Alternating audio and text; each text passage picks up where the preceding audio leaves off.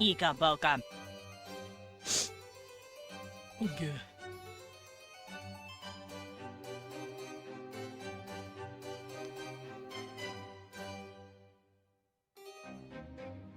So hi, how y'all doing? We're coming over here. We're coming at you live. Hi, hi everybody. Here, no pants. Who has no pants? Let me catch up on chat real quick while my stickers load. Also, let's get some music going. Let's get some fucking jams going in here. It's quiet as hell. I want music. Thank you for the pet. It's real quiet. Oh, I should not be playing that one. That is not copyright. That is. There we go. Got some party music going. All right, welcome in everybody. How you doing? Oh, you can't. Water. But thank you for the water. You're right. I should drink my pills. I should eat my water and drink my pills. But Sugar's cool. Grass on first. She was sitting at the door, like, let me in. Let me in. And Minnows also hi, Wadehead. Welcome in. Hi, so wee. Kiss my husband. You know what? I'ma kiss my husband for real. Also, 30 days with no pants now. Nice. Piss? Okay. Yeah, no, I'll start revving up my piss engines. Spearback.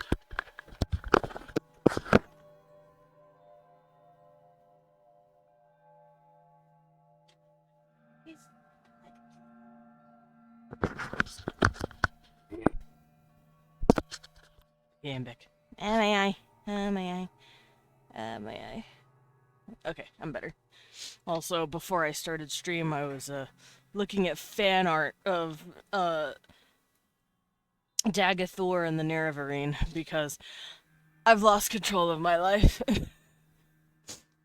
And also, I ship them kind of hard. I'm out of pills. I forgot where my pills. Sugar, go get your pills. Sugar, sugar, go. Oh my god, these things do not want to open. Hold up. Hold up. Dropping them.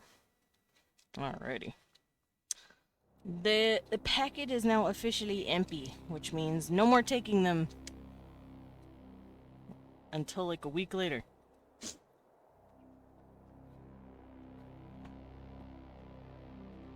Alrighty. Hi, Loros. Welcome in. You're gonna have a date with a goober this Saturday. Nice. A goober date. Because you're both goobers. Alrighty. So, I haven't done World Building Wednesday in a while, and it makes me a little sad to say that, because I love world building. Also, I'm gonna close out all this fan art. Like I said, I was looking at the Morrowind art, because I like falling down the rabbit hole sometimes.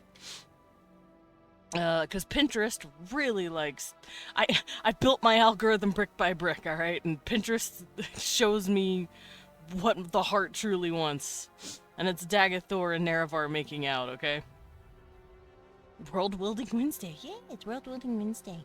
And we're gonna do a little catch up on my Jernua species, and then I'm going to start talking about language. Because I've been thinking and studying what I want their language to look and sound like. Now, I still don't know if I want it to be a syllabary or not. I'll go over all that shit in a minute. What about mustard? What about it? I don't know.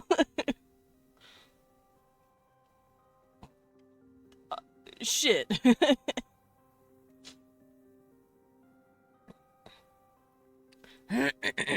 Alright, so let me grab up some stuff. Let me get ready. My tablet. Yep, everything is working. Let me just close this out. You said you got ketchup. Ketchup. Oh. Leon, can we escort Sugar Skull off of the premises? She's out here making puns. Listen, man, I'm sick and my brain is fully stupid. You're sick? Oh no! What happened? Who made you sick? I'm gonna fight them. Who did it to you? I'm going to swing in on the person who made you sick. And if it was a stranger outside, I'm going to fight the stranger. Got a little Schnurg buggy bug from work, maybe? Oh, that probably, yeah. I think we'll see. Leon is asking if we have to wait till next week. Yeah, he doesn't want you to throttle yourself out and play while you're sick, but I said we'll see. I have no clue. I have some sickly sweet sugar. Nah, I'm good for today, she says. So I think she's still down to play. She's probably just... I'm assuming you're gonna be just calmer than usual. I took my meds and I'm ready. Oh, okay, cool. Okay. She's good.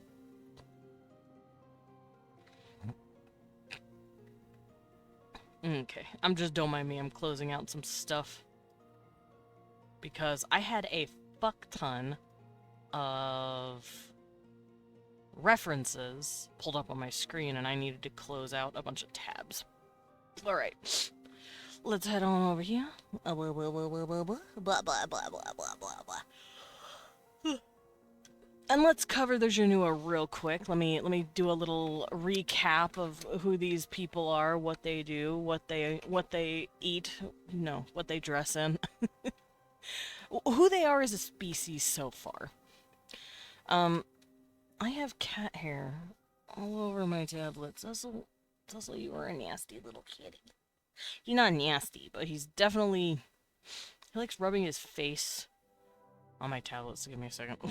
I gotta wipe this shit down.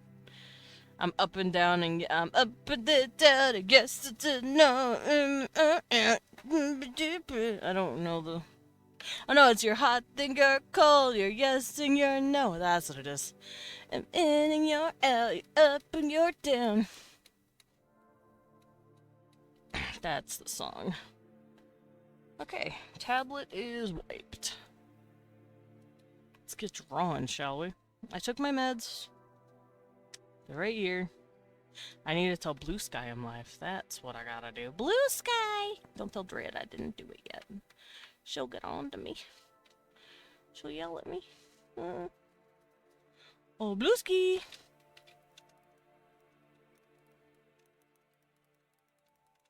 Lizards.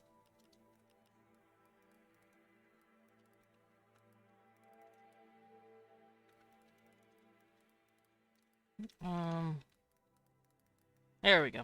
Okay. Blue Sky knows. And just to make sure we are good, I'm also going to grab this. I have to sneeze. Good. I hope the Twitch clip player gets fixed at some point so I can really be a shout-out menace. Yeah, I don't know why that's broken. I have tried to fix that shit over and over. I do not know how to fix it. Dang you. I have to sneeze again, actually. Good lord.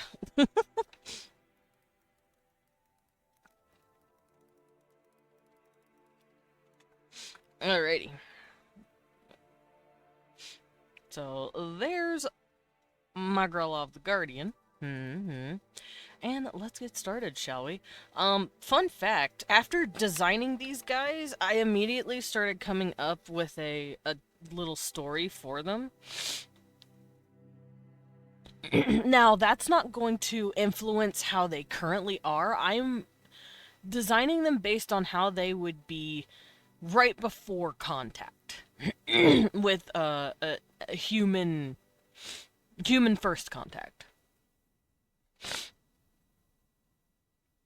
Where did I put them? Oh, they're right there in here. Janua. There they are. There's my babies. Give me just 1 second. I'm gonna go over here just in case. I gotta make sure their dicks aren't out. Aha, see? I knew it. I knew it, their dicks were out. I fucking knew it. Okay, so I'm gonna hide this. 1 Mississippi, time's up. Shit!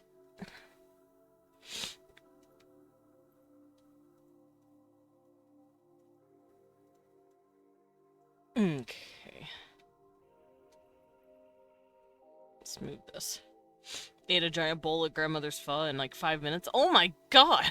Just fucking slurped that shit down, didn't you? You just... Me too, though. I'm like that with certain cooking. Ugh, gross. I burped. Alright. So, these were the Genoa that we were working on. And last time, it looks like I was making... It looks like I was making parts for... Hello, Kibben. For my sheet. So let me go find my sheet. Nope. Wrong stuff. I'm dying, by the way, I think. Here it is, my world building sheet. My species sheet, specifically. These are my portraits, the front portrait and the side portrait. This one is specifically of a female. You can tell because the horns are down and curved around the head. There is also the males, whose horns are taller above their head. Both beta males and alpha males, that's what I've been calling them, even though that's not technically correct by any way we understand it. It's just a morph that I'm... Don't die. I'm dying a little. Don't worry about it. They're a morph of male. The A morph and the B morph. And morph is a word that I have learned recently, but apparently it's a term you use when you're discussing something that is the same sex, but they still have some sort of different role or gender role in reproduction. So this comes from like types of lizards and fish that have bigger males and then smaller males that could pass off as more feminine. They're morphs. They're the big male, the alpha male typically. Those are called, you know, the big morphs, whatever they're called in the species. And then the little males are another type of morph. They're still both men. They're still both males, specifically. Yeah, femboy, basically. How do the females take care of their hair if the horns are in the way? Very carefully. Very carefully. The horns don't curve that hard around their head. They're still able to get in between the spaces of the horns, and they comb it that way. And it also depends on whether or not you are royal. Hi, Renata. Thank you for the hug. And also the hug on mine. You got hugged, babe. He went, oh. Yeah, it just seemed kind of pokey and hard to get into. Yeah, their horns aren't that sharp. They look kind of pointy and sharp, but just like most horns or like keratin-based materials, unless you're like actively trying to jam your hand onto it, no pants for a week, burrs. I see how it is. Otherwise, they can get in here. They can comb their fingers through here, and they pull it through. It kind of like if we had to get around our ears and our ears were huge, you know? Or like our animal ears. Guess who got fucked again? It's me. What happened? What happened? You got a new streak? Did you lose your streak? Why'd you lose your streak? Oh, you might have slept through it. You might have sleepy through my fruit. It's fine. You listen, man. Sometimes you just have to put pants on. I know you don't wanna, but like sometimes you just gotta put your pants on. Twitch is a fahonky wonkus with holding streaks. That's true. It did. Twitch did update recently, and it took away a lot of people's streaks, and they were very upset. You can still keep a streak by watching the VOD in 24 hours. I see. I don't do that because I respect the hustle. If I ain't there, I don't get it. You know? I've lost plenty of streaks because I'm like, nah, I wasn't there. I don't deserve it. I guess the timer is between 1 second and 5 seconds now. I don't know. But what was I saying? Right, horns. Yeah, no, their horns would not get in the way too badly. Also, depending on the horns and depending on the like status of the woman, she would have servants to deal with that problem for her. Nuked one of my biggest streaks because of an update that made streaks momentarily 2 days instead of 3. Yeah, I heard about that. Hormdy! Hi, Gil. Yes, they are technically horny. They have horns. They have big ass horns. Which is a good. I was not expecting that. It's the Map Man. It's Map Man. Y'all are funny. But yeah, so females horns low, males horns up. Um these are different morphs of males. And these are colors that I pulled out whenever I was jamming. I don't remember if I did this on stream or off stream, but I believe this is basic skin tones. This is feminine skin tones. These are like common female skin tones based on the ethnic group that they're in. This is the beta males, this morph. And then this is the alpha male. So the big males are expected to have a lot more bold of a color, like reds. If they're in the greens, they're going to be very green. Thank you for the pet, Gil. It me. Me, I'm that guy. It's him. It's Madman. Butler Django, what you putting on me? What we doing? I have lots of stickers. Have a da-na-na-na-na-na on your ear. Okay, da-na-na-na-na-na-na. She's going to just be McFucking chomping like that. There we go. I got a Danny chomping my ear. I numbed Leon's ear. That you get ear knobbed.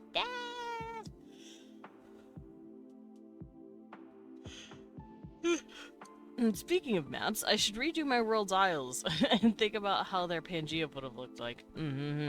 If all of the islands came from a Pangea, that is hella fault lines. I'm just saying.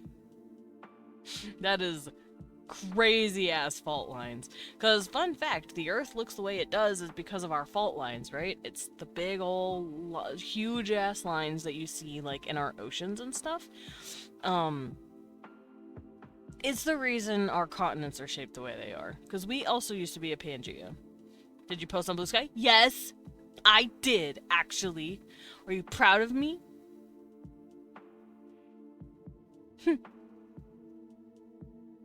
You better be proud of me, Dread.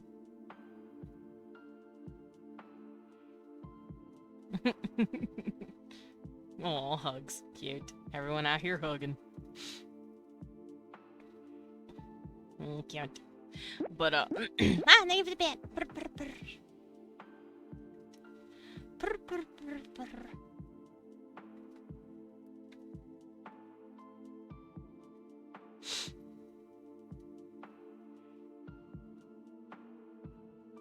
Hehe. It's a very long pet, by the way. But yeah, we're going over the Genua because it's been like a month since I've covered these guys.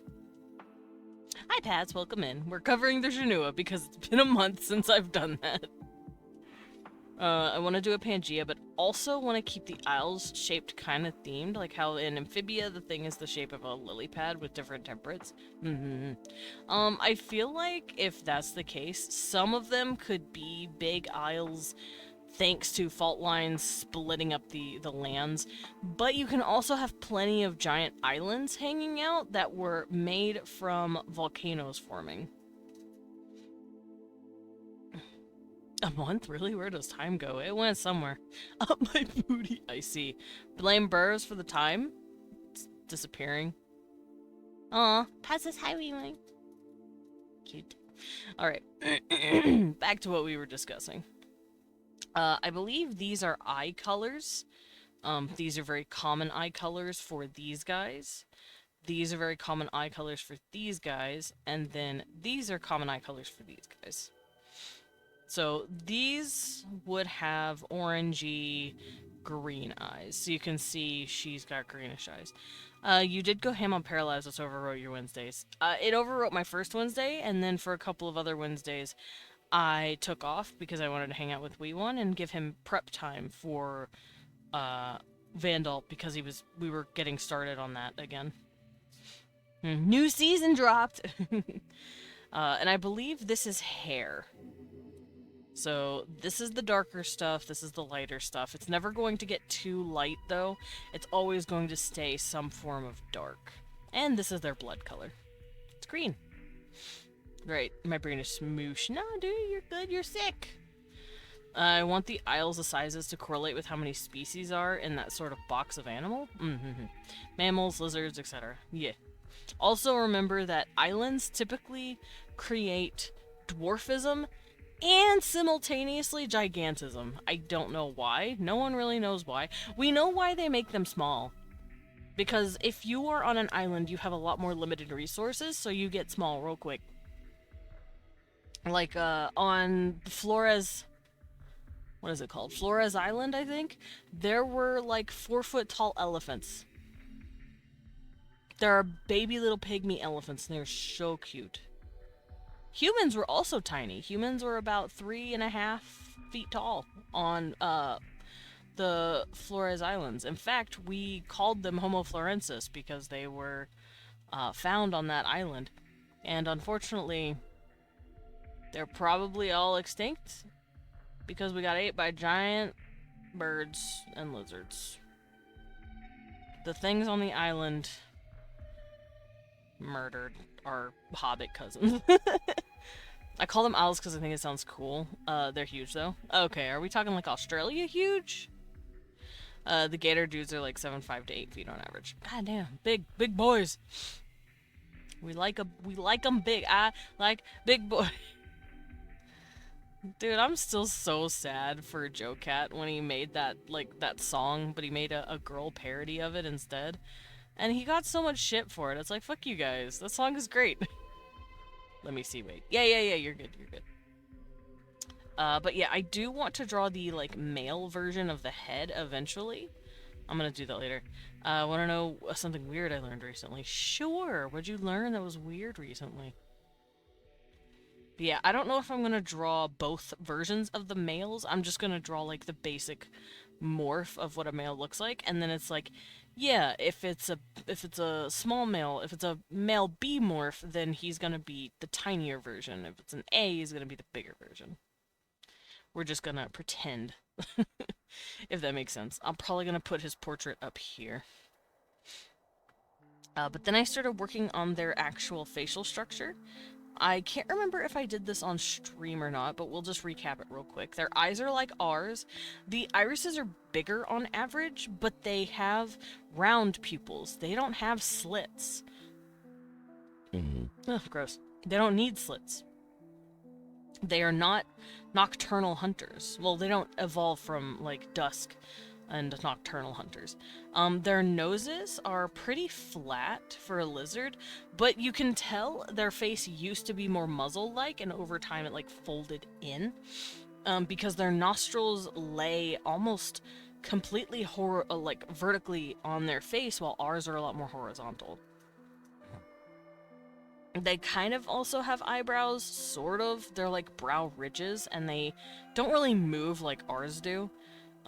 They're just plating on their head. Yeah, kind of Australia big. Okay, I figured. Their teeth are like ours. They have more of a carnivorous intention in the front of their mouth. You can see they have a lot more serrations here. But in the back, they can still mash up plant matter. Up to this point in recorded medical history, there have been 0 reported cases of people born blind developing schizophrenia.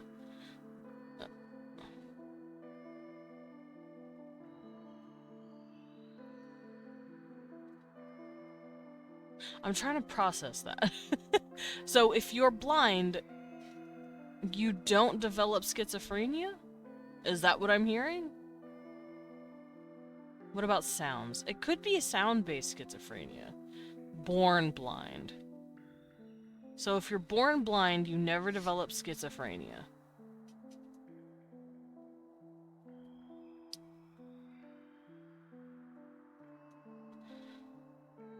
I'm assuming it's because, at least, especially on the visual end, because schizophrenia can be a visual thing. It can also be an auditory thing, but it's also visual. If you're born blind, you're never going to see what you've never seen before. So of course you're not going to develop visual schizophrenia whenever you've never seen anything. You have no perception of anything to see for your brain to fuck with you with, right? Yeah. Now, I don't know how that... Hi, Taki. I don't know how that would play into auditory versions of schizophrenia. But I figured it wouldn't do anything to you if you have never seen anything to begin with. That would kind of make sense. I don't know, that's interesting. I mean, like I said, it would make sense. Schizophrenia, most of the time, is a visual condition. Anyway, that's a quirky. Back to my lizards, we can see their little mouthies. I gave them a split tongue, and all of their design choices have been a deliberate understanding of who their ancestors are. I spent yesterday mostly dead. Oh, well, I'm glad you're back. I'm glad you're alive. Lizard! Lizard. But yeah, these guys, for those who don't know how I run things, when you hear me say seeded, or seeder race, or seeding race, I'm talking about a species of super intelligent or super highly advanced species that have dropped onto a planet and gone, this is nice, dropped their DNA, and then fuck off. Think the what are they called? The engineers. Think the engineers from, like, the Alien series, right? I have garbage on my glasses. Hold on, let me clean my face off. But yeah, if we're going by that, the engineers are a seeder race for humans. Specifically, their DNA... their DNA had enough sequences in it. Because, raise a hands of who's seen, Prometheus. Raise a hands. Give me your hands. Eek eek. While I'm eeking, raise a hands. 4 days of gophering at a con takes it out of you? True. I haven't, but I know the story. Okay, that counts, that counts. I'm cleaning my face while I'm waiting. Cause if, like, hardly anyone here has heard the story, then I'm fucked. I'm fucked on my analogy, but that's okay.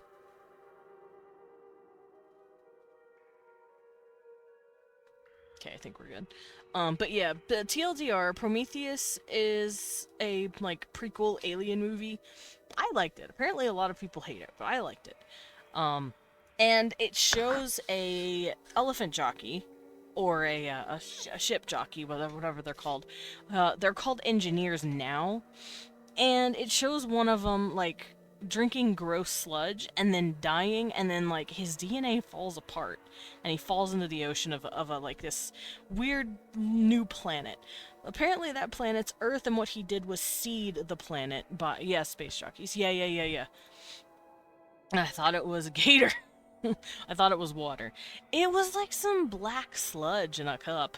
He sips it down and it just breaks everything down in his body. Now, in my stuff, they don't, like, do that. They have, like, petri dishes filled with these, I call them Lucas because that's the only term we can use them for. But basically, it's a DNA sequence that can have the propensity for all sorts of life that can vary, right?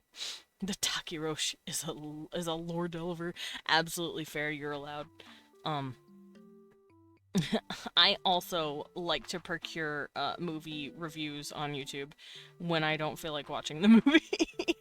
I'm like, wow, this seems interesting, but I don't want to actually sit down and watch it. I'm gonna go watch a review of it, though. And then I'll go watch it later if it still strikes me. Look in live chat. Okay. Why am I looking in live chat? Oops. Dude, I am craving watermelon, by the way. It's summertime. The sludge. Not the sludge. But no, he drank sludge. It was gross. And then he, like, falls apart and like a bunch of Legos. But what he did is what I had. You had watermelon earlier? Why didn't you share with me? I'm a bat. I love watermelon. I do love watermelon. It's summer, so my body's craving it. This is about the time of the year where I'm just like, because I didn't know you wanted any. Well, now you do. Now you can send a bat watermelon next time.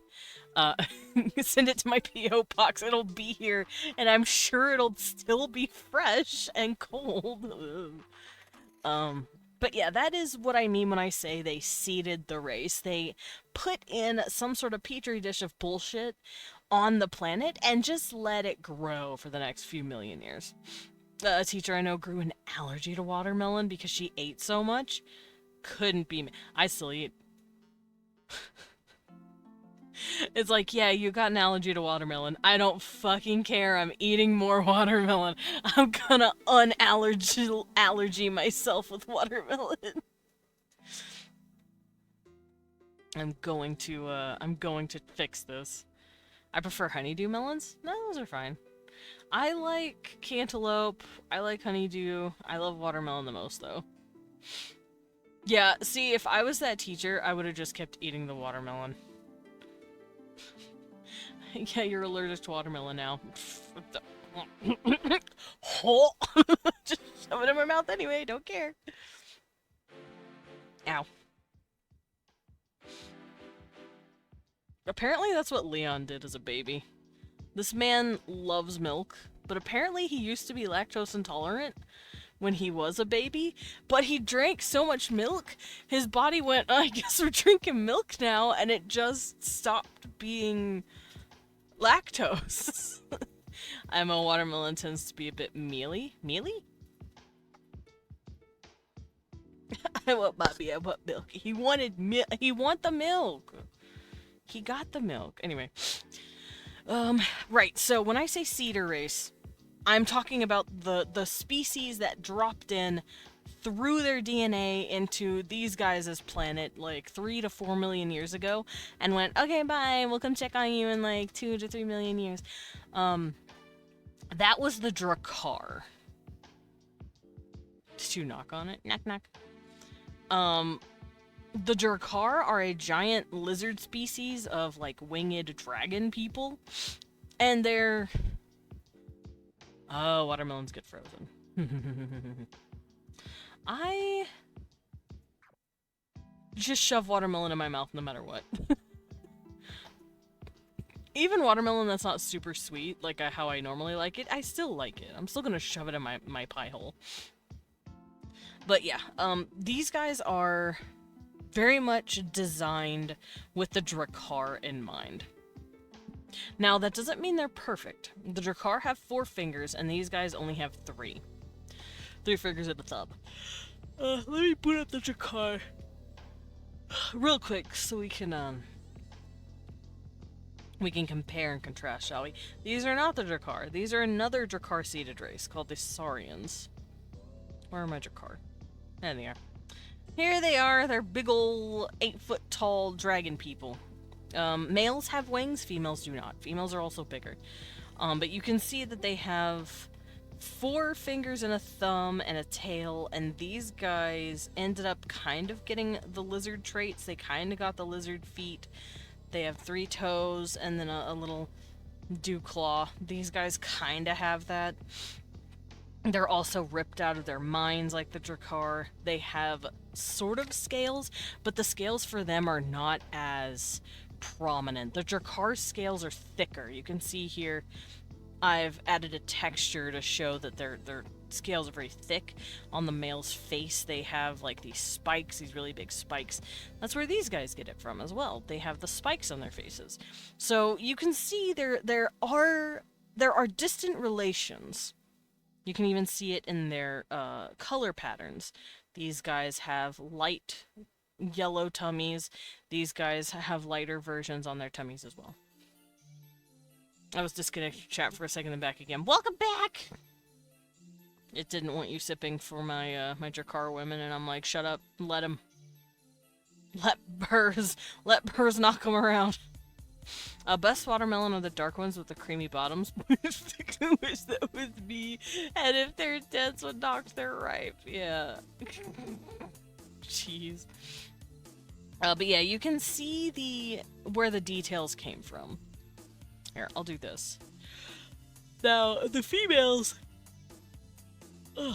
are much smaller because the Drakkar seeded the planet and seeded the species, but they can't really control where evolution takes them after that.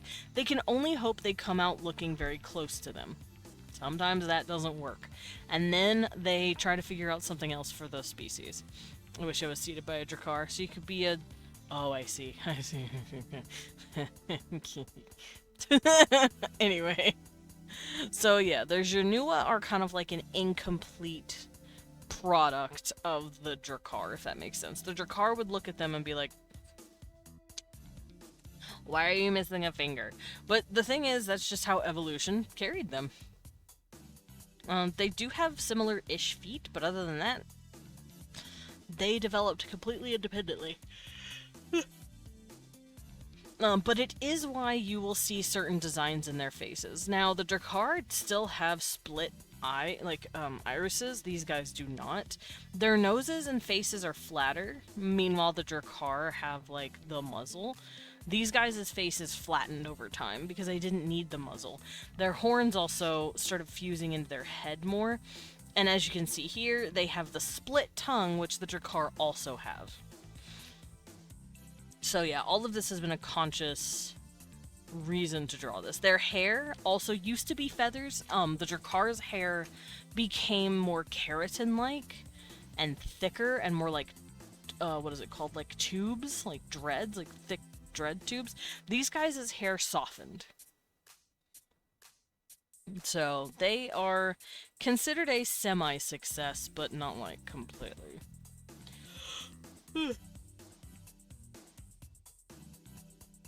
Coarse. Not really coarse. Kind of like I said, it's like tubes. Let me go pull them up again real quick. Oh, wait. It doesn't matter here, because I didn't draw the hair.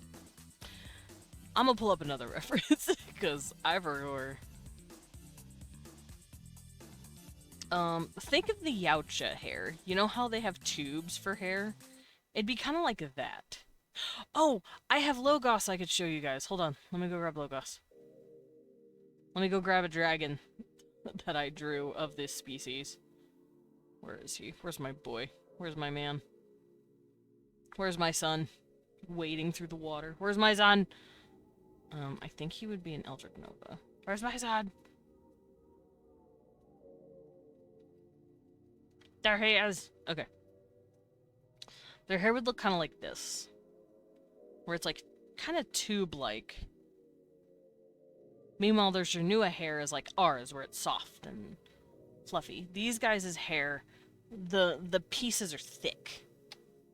Like, this is one big piece, you know? This is like a dread, like a tube.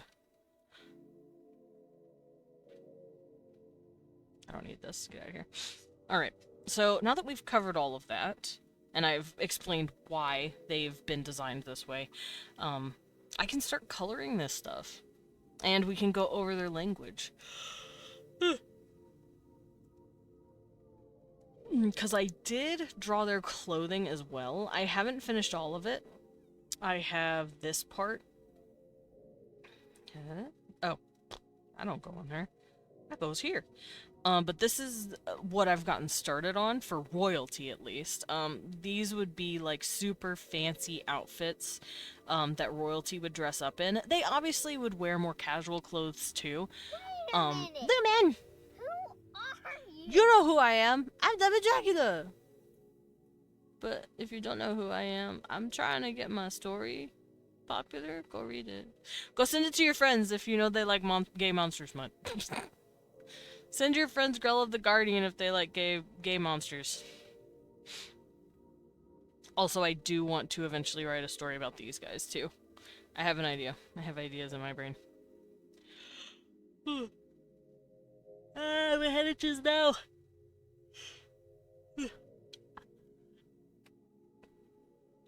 Oh, let me get a stretch real quick. Hold on. I'm feeling it in my bones. I have to stretch. Okay. But yeah, this is royalty clothing. This would be like if they're out and like visiting their people. It's not something they would wear every single day, but they would wear like at the very least some sort of lesser version of this. After that, I have the royalty. Below that, it's nobility. And this is like the standard that I'm using for all of the caste system, because depending on your caste depends on what kind of clothing and fashion statement you'd be able to get your little grubby hands on. So, like for instance, while royalty is higher than nobility, they have a lot more kind of this clothing type, right? Which right now is just sketching. Nobility sets the standard for the lower class as well, which means people below these guys, I want to say like upper middle class, maybe some type of royal artisans. Maybe they're not like royal themselves, but they're type of laborers that work for the royals. Like they're artisans that specifically make stuff for royalty and nobility.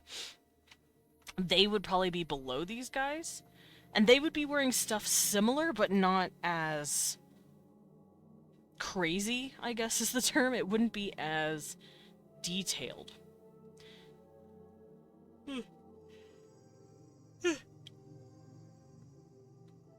And then below them, they would have the regular artisans and merchants that are known to take care of the middle and lower classes. They would be more lower class, middle class.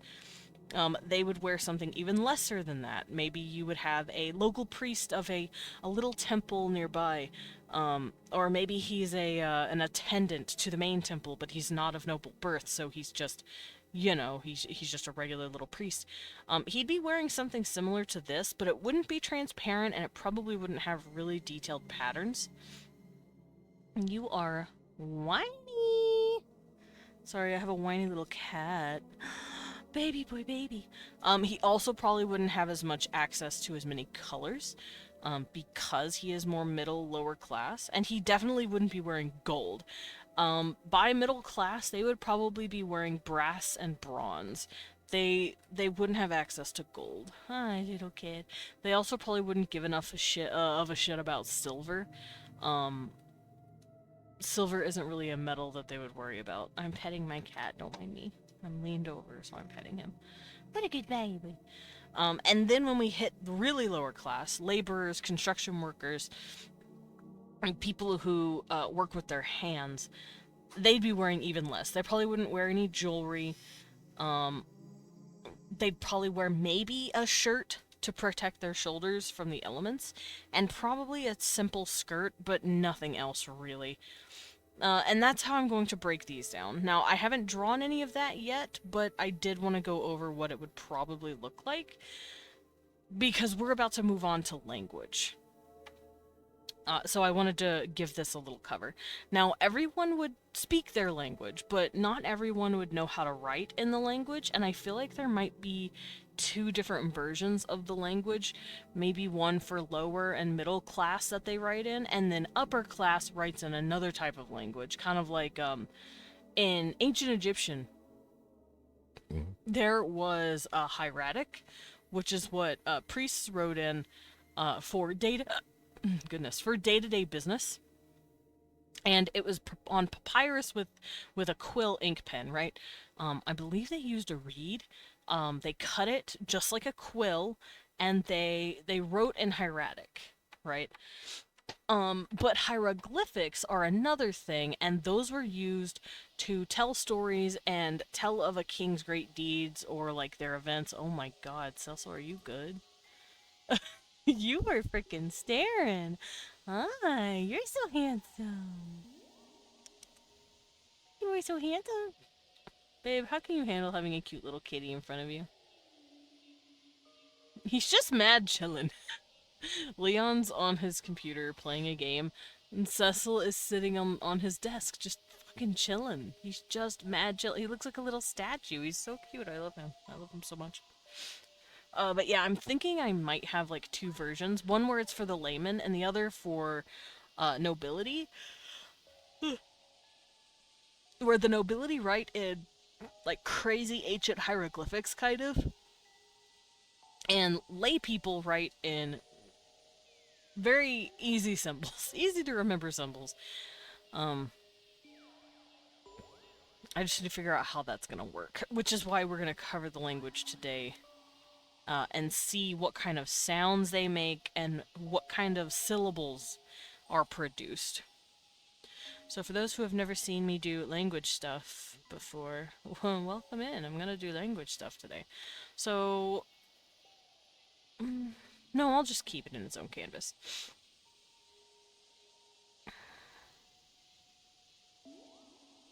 So the Genua language. You did kind of see me work with the Catosian language, but that was purely visual, because the Catosians don't speak. They can't really talk.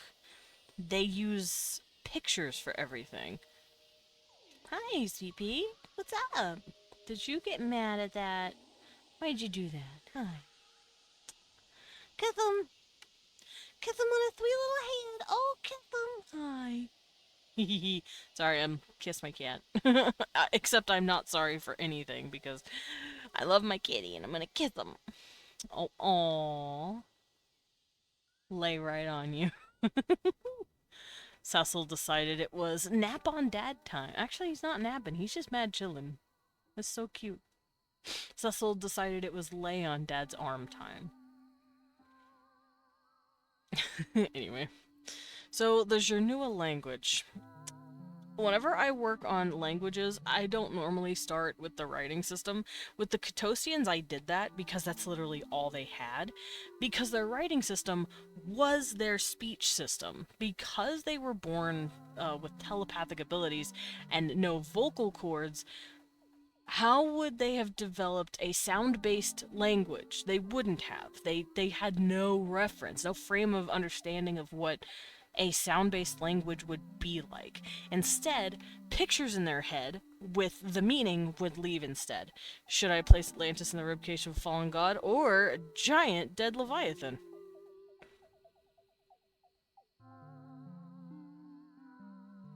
Depends. What's the god and how is the Leviathan relevant to Atlantis? Also, is Atlantis underwater or above water?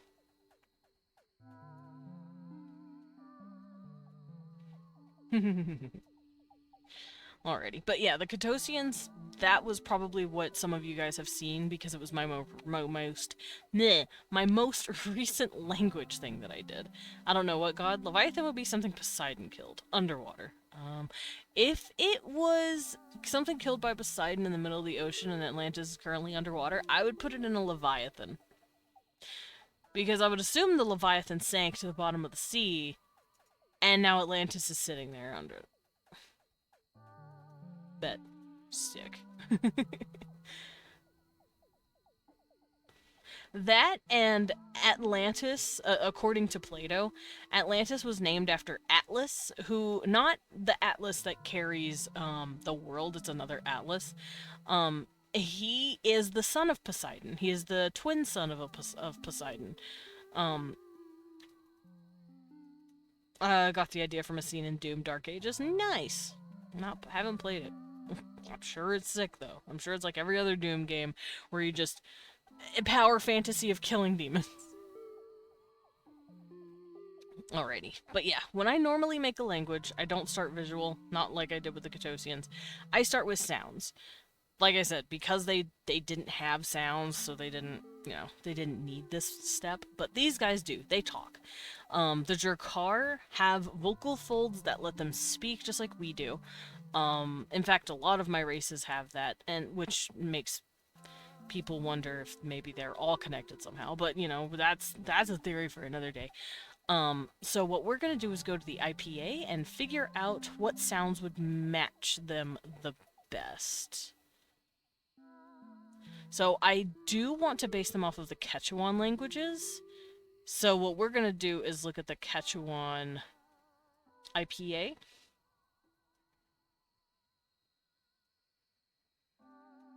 Phonology. Let's see. Ow, my nose. I don't know where I could find that. I do have their cognates, but that doesn't help.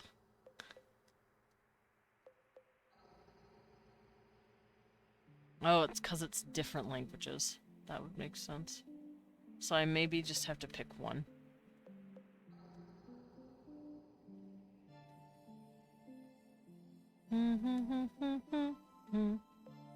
It's a prequel. I figured because it was called Dark Ages. Okay, do I have anything saved regarding these guys? And their language? Let me look real quick.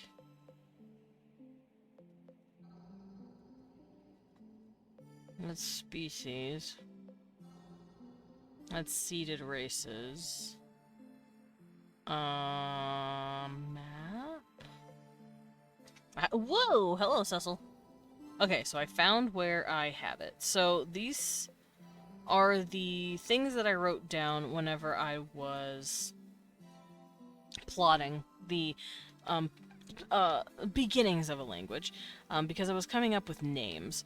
Mudra, Ralo, Lelo, Yegan, these are all names of characters that I came up with. And then I started taking those sounds and making these words as well, like Shoako and Chima. Those are different words. And I can take these words. Laloawitsi is also words in here. Alatewa. Shoaoko Chima. And Shoaoko means river, Chima means hill, so this literally just means river hill. And I took these so that I could better focus on what the IPA could be. And this is what I have so far, but we're going to understand it, I guess is the term. So I might write down some of their words again and retry. So we've got Mudra. Mudra is really cool. He's a boy. We've got Ralo. I'm also doing this to see how their syllables might work. Because we've got this going on. So, Ralo, Lelo. These are all female names. Mudra is a male name, by the way. The way I like I want to do their naming conventions, the softer syllable, the softer sound is going to be in the front. So, like, if it's a male, it's going to be mu, lo, ku, stuff like that. And then at the end of the name, it's going to be a. So Kula would be a male name. Koda would also be a male name.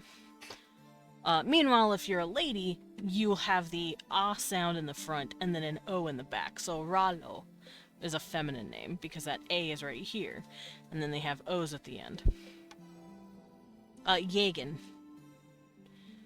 That is a male name, but specifically a beta male morph's name. This guy. So, names are the big ones. O names are the ladies. And then N and M names are the little males. So, let me do this.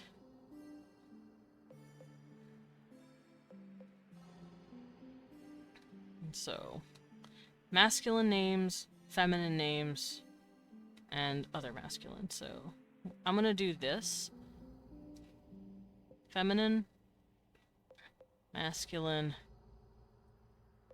and then masculine-ish, feminine-ish names.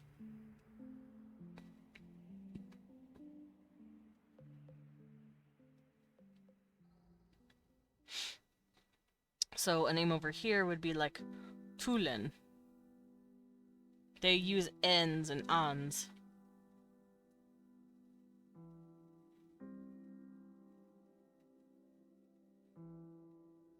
Okay, so now that I have the names down, we're gonna write down names for the places that I have going on. Like I said, Laloawitsi. Let's see, where is it? Which means basically flying stone or winged mountain. So Laloawitsi. And I'm writing this down so that I can remember what our sounds are gonna be. Laloawitsi. Laloa means winged or flying.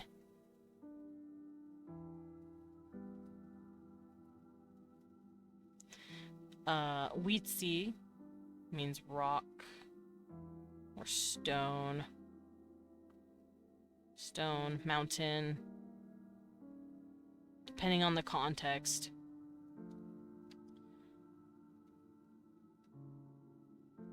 There we go.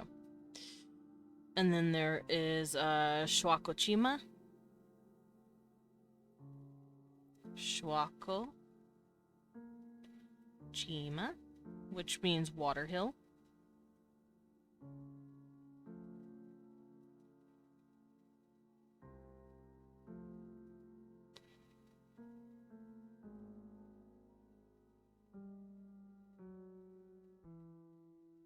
And then I have one more town.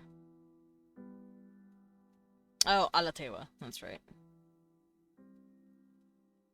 And I believe that has something to do with the forest. I didn't write down what it meant, but Alatewa probably has something to do with trees.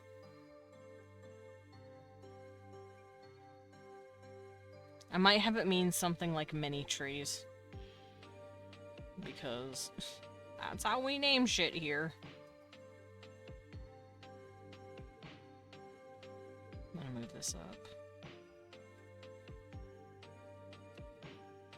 Okay, so Alatewa. So I'm gonna have this mean tree. And this can mean many, like a lot of. So literally their name just means lots of trees. But I mean, the other names are just as fucking, like... The other names are just as silly. That's the point. Alright, so with all of this written down, I can start working on a official IPA and see what kind of syllables we can make out of this. Ad break! I see there's an ad break going on, that's fine.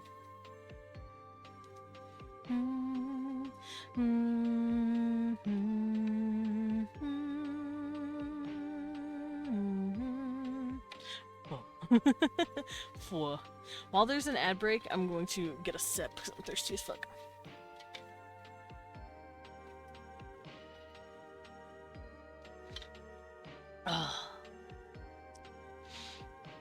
Water.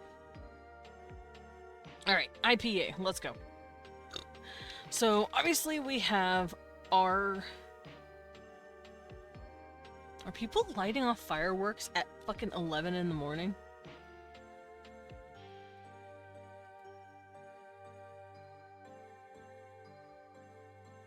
Pretty sure I heard a firework. Alright.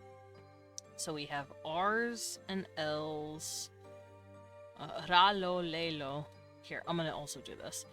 We have A, O, E. And of course we have U for mudra. Udra. Ra, lo, le, lo, mudra. Ye,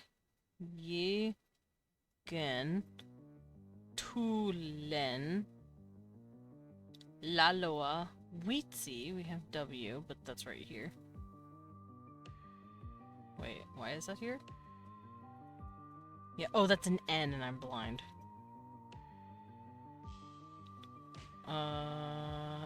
Z, that's a sound. Sh, k, shwako, tewa, Okay, so chi, chima, laloa witsi, shoako chima, and alatewa. So we have all of the sounds that we have made from up here. Welcome back! And now we're gonna make an IPA. So obviously all of my continents are gonna be a, I, o, u. A, e, I, o, u.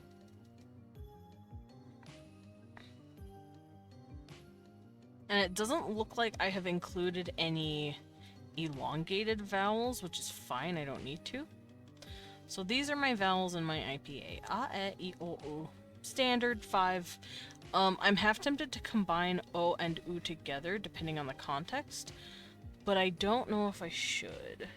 Because maybe mudra is also just muldra, but it just sounds more like a u because of the sound. I don't know. I like the idea that sometimes it doesn't matter. Mudra.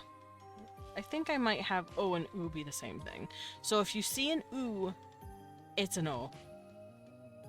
Especially since mudra is the only one who has that sound. Oh, tulin, but it would be tolin. Tolin.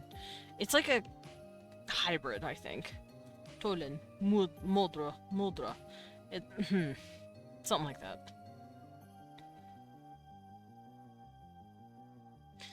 Now we work on the IPA's consonants. These are the vowels. These are going to be the vowels in the language. In here we are going to have which we got that. We've got that. That's a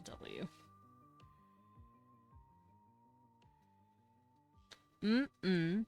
Those are our nasals. I don't know if they have a ng sound. It doesn't look like they do. I don't think they have a ng sound. So I'm not going to include it. And then we have pataka. We don't have a p on the list, but I'm sure we have a p. We have t and k. T, k. T, k. So I'm also going to add a p. Pataka. Those are our stops, voiceless stops. We also have a g and duh. So g and duh. Those are the voiced stops. For those who don't know what those are, what I'm doing in my IPA is I am listing off the sounds. Like p is voiceless because you're not humming. Pa pa pa pa pa. You can whisper it.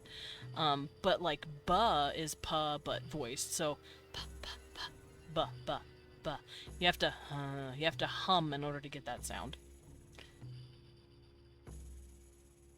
I'm deciding I'm going to put a big glass structure in the beast's mouth. Maybe for Poseidon. I don't know. I know, that makes sense. Poseidon did kill it. What better way to venerate the god that destroyed the monster than, you know, put a shrine of his deeds in the creature's mouth. So since I'm adding duh and guh for t and k, I could also add a buh. But the thing is, I don't have buh either. I don't have p or b, so I think I might erase those for now.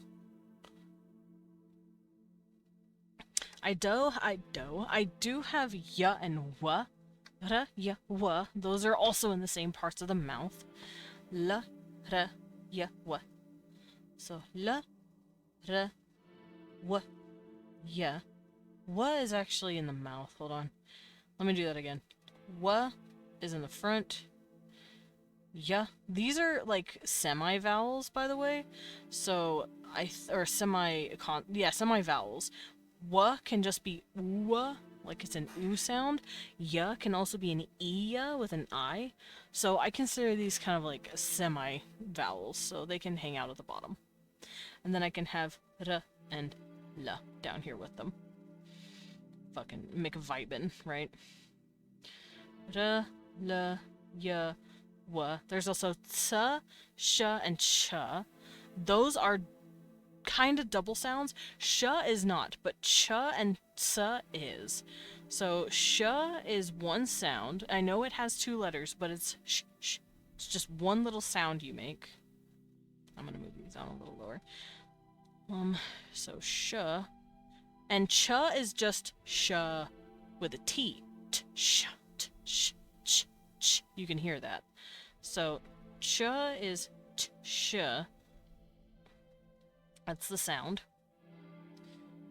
But you usually spell it ch, like that. Ch. And then there is ts, T-S, ts. So if they have sh and ch, it would be reasonable to think, since they have ts, they would have a sh, s, right? So ts, ts, sh, ch. Same sounds, hanging out with each other.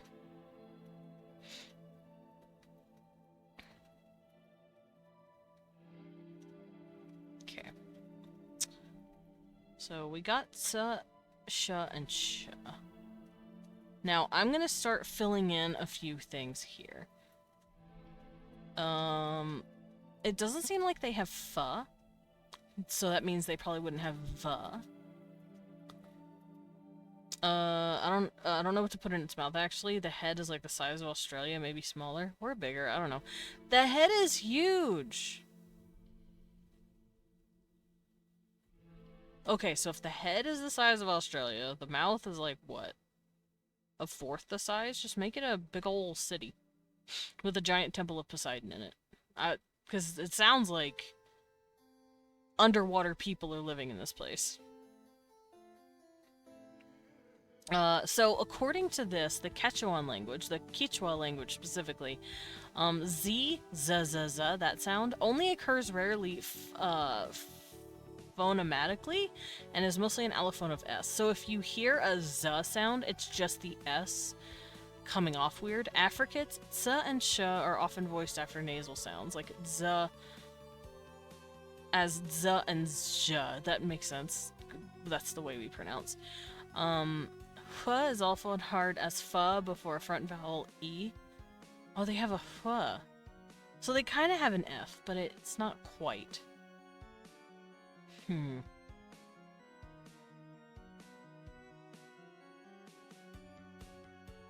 They have a h, that's right. You can have an H.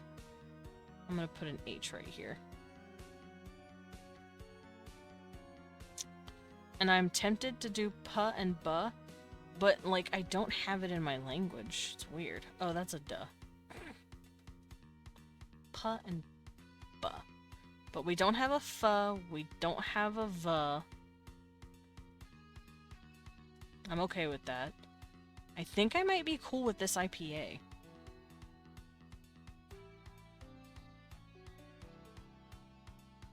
So we have a, e, I, u, m, n, h, p, b, t, d, k, g, ts, ts, sh, ch, w, y, r, l. So these are the sounds I think I'm gonna stick with. We can end up with z and z, and z, like that, but you don't write them, so I'm not going to be worried about writing that. The island sizes correlate to how many of that umbrella of animal there is, so Atlantis would be pretty big. Maybe I'll have it buried and in a giant trench, because there's so many species we haven't discovered. Oh boy, we have not found nothing in a trench, that's true. Mariana's Trench is nuts, by the way. Now, in the Quechua language, apparently there's only 3 vowels, I, A, and U. It can become lax as e, I, U in free variation. I'm not going to worry about that. I'm just going to say A, E, I, U. Quechua in both Ecuador and Colombia have lost...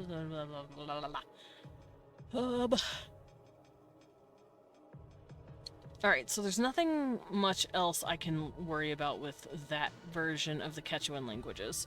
I'm going to stick with this. Let's bring this up. So there's my IPA.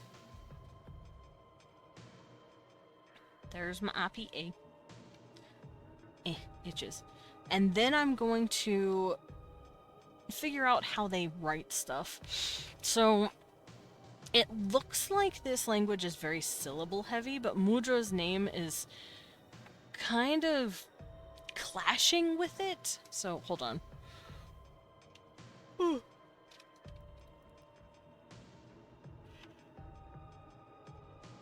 gonna look up what a mudra is, or at least see what kind of language I could base it off of. It seems like Indian. So what I could do is see how Indian people write. Yeah, prana mudra. Okay, I think I know what I could do. I could make the R kind of like be a W or a Y. It could be a semi-vowel that you wedge in between letters. So like, Schwako is not one of those. Schwako is an O, not a W, but it does sound like a W. It's kind of like Caitlyn versus Caitlyn. It's like, oh boy, how do you spell that? GH or AI? I think it's going to be one of those situations where it just has to do with how they want to spell it. Like, for instance, you could spell Schwako like this. Schwako. But maybe that means something else than Shoako. I think this will be the same situation, where that R can be put in different parts.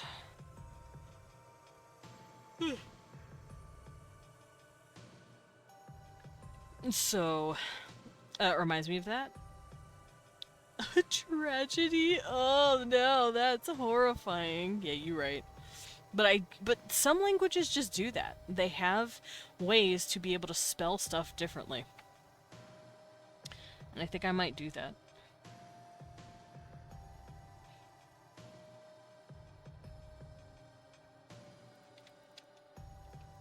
Hindi. Yeah.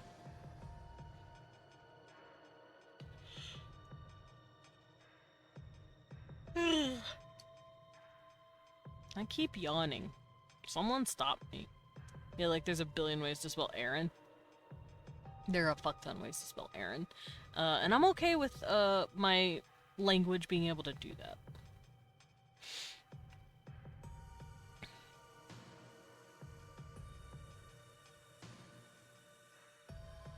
Okay.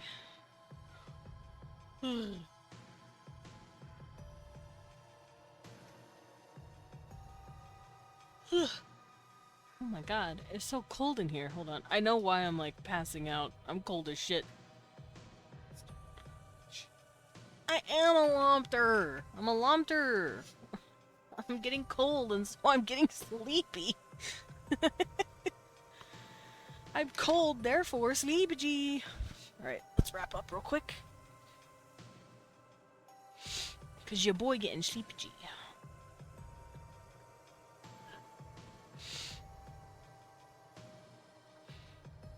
Where's my pen? There it is. Okay.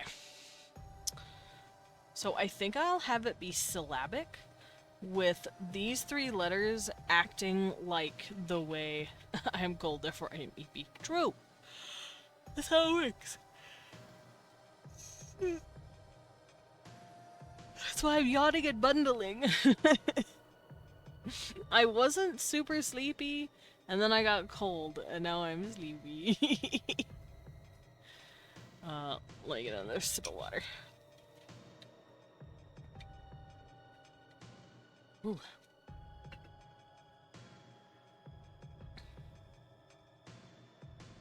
Okay, so yeah, I think I'm gonna have it be syllabic. I think Hindi is also syllabic.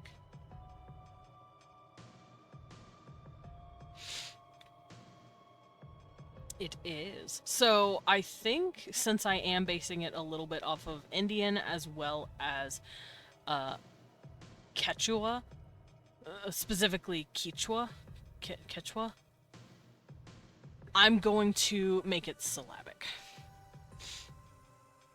So the way they write their stuff is going to be consonant vowel. That's going to be the syllabaries. Which means if we make a writing system, we're gonna have a, e, o, with an u next to it, showing that those are the same symbols.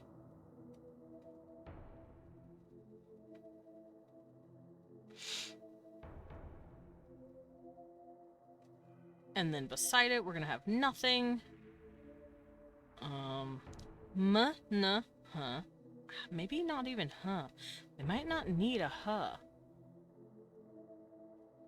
I'll keep it just in case, though. Nah. I might bring the huh down, actually. Might put it in here. Put it in this category. Nah. Pa, ba, pa, ba, pa, da, kaga. You know what? Let me do this on another sheet that is meant for this. This was not made for this. Let me do this again. Where is that? Give me just a second. I'm looking for my list here.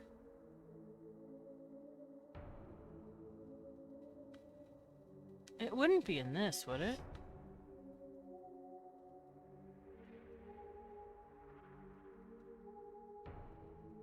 What, Cecil? No.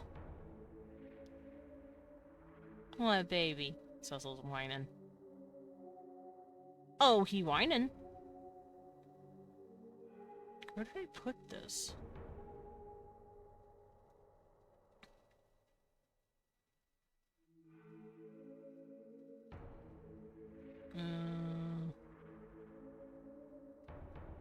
Books? Ha! Here it is. Okay. Found it. So, this is pretty close to how I want it to be. These is how I handle my syllabaries. So what I'm gonna do is do this. And we're going to start writing out the Jinua language. So we have A, E, I, O, or like a oo sound, like a O, oo combo. So nothing.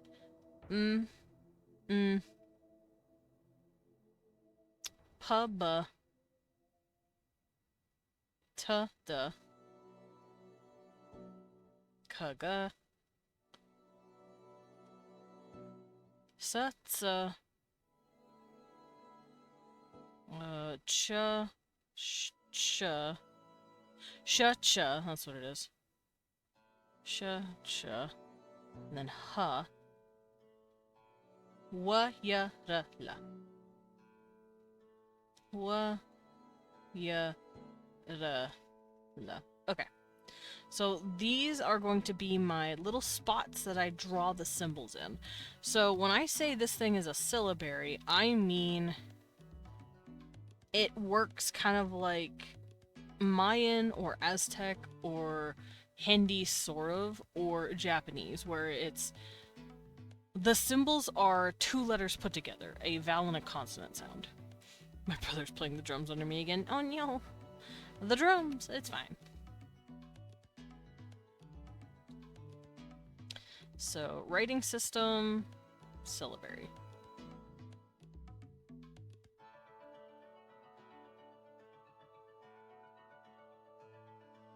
There we go. That means symbols like this are a picture. Like that. Unlike English, where we have a letter per sound, for the most part, it doesn't work completely accurately, like other languages do. But, like, if I were to say, you know, hop, ha,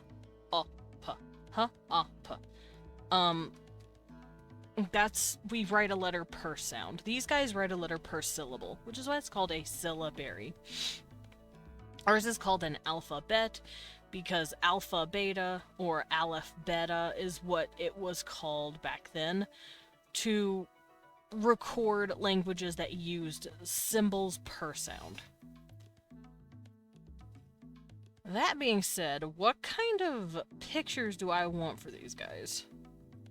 I did say I was basing it loosely off of the Quechuan languages as well as Mesoamerican languages, but I don't want to use those symbols wholesale.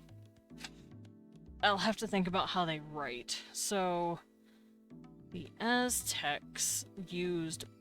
They made things called codices. Let me look at that. Let me go look at a codice real quick. Aztec Codex. It's loading. Give it a second. There it is. So the Aztecs, if it would load. Google, please. Or, technically, it's not Google, it's DuckDuckGo. They wrote like this. They had full-blown, beautiful painted illustrations of events. That's what this is.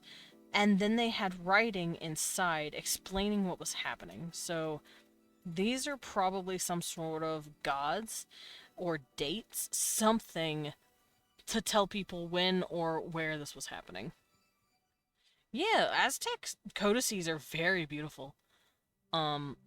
We unfortunately don't have as much of this as we could have. The conquistadors destroyed a lot of shit.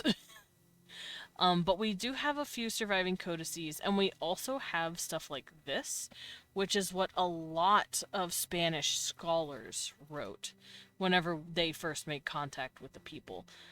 Because, yes, a lot of conquistadors were just looking to trounce a new people that they found. These guys also wanted to write down what was happening because humans have always been human and have always wanted to record stuff.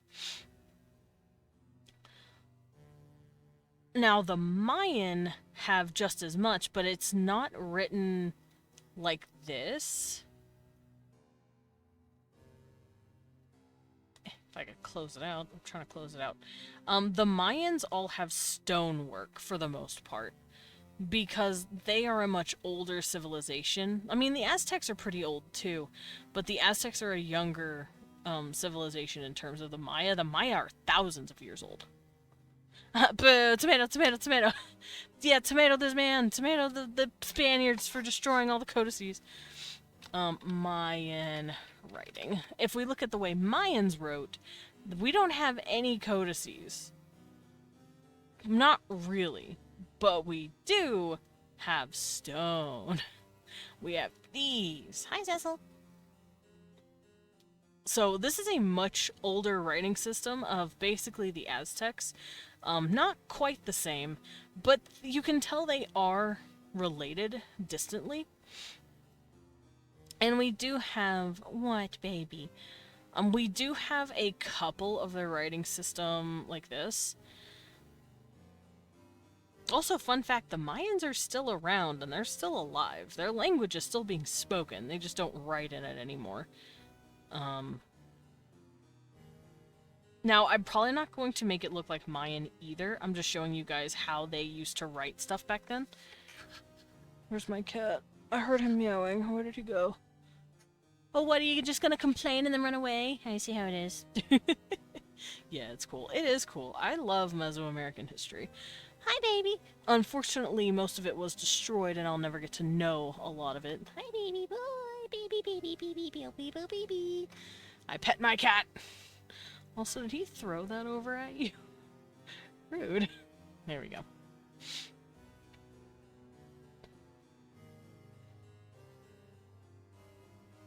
Okay, so we're gonna... Oh, there's also the Olmecs. They're about as old as the Mayans, maybe a little older. Because a lot of these civilizations kind of overlapped each other because they were in different regions. Let me actually go look at the Incas as well. Because the Inca were around at about the same time as the Aztecs.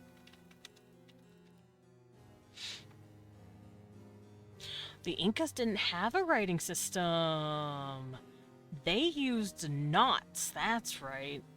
They had ropes. They had little ropes that they tied on a long-ass string, and then these ropes would have different beads and knots in them to, like, help the person who's reading them remember, like, what was in there.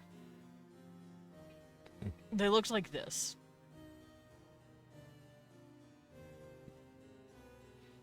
They were really cool. Oh my god, that is huge. And the language writing system, quote unquote writing system, was called Quipu. Quipu? Something like that.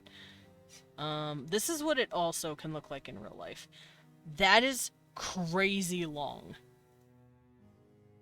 That is a library that we're looking at.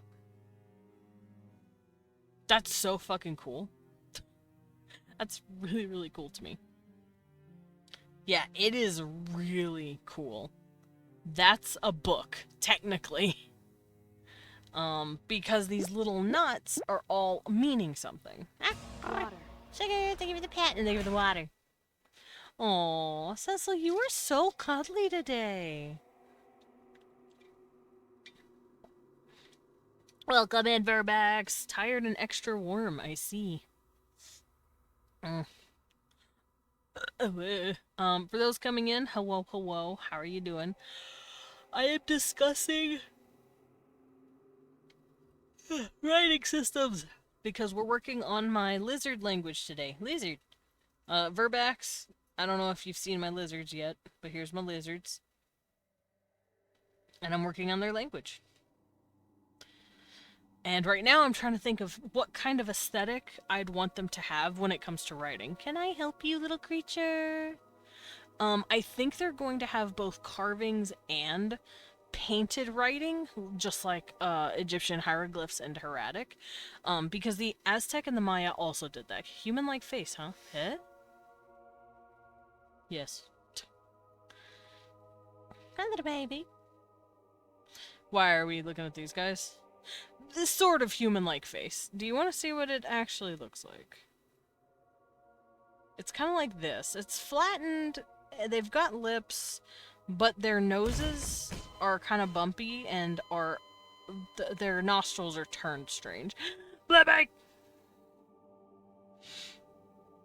I think Verbex is shocked that they look more human-like-ish.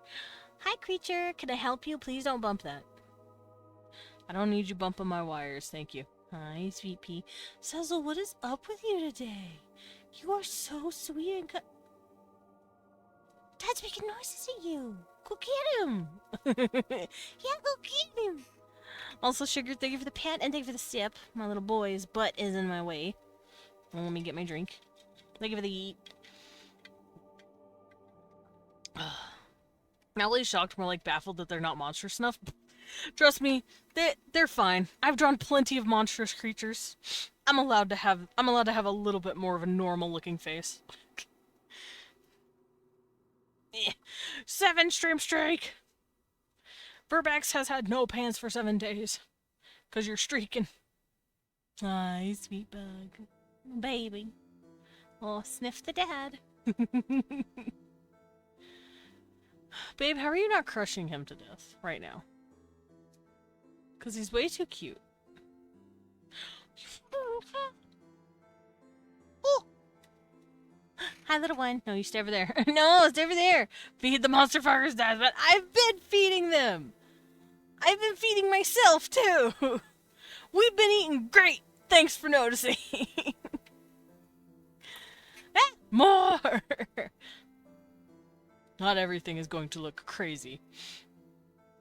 Not everything. Most things, but not everything. I'm hungry. I'm here. I'm cooking. Let's see. Here at Verbex, I'll show you what I made before then. Look what I did. Giant fucking tentacle monster. There you go.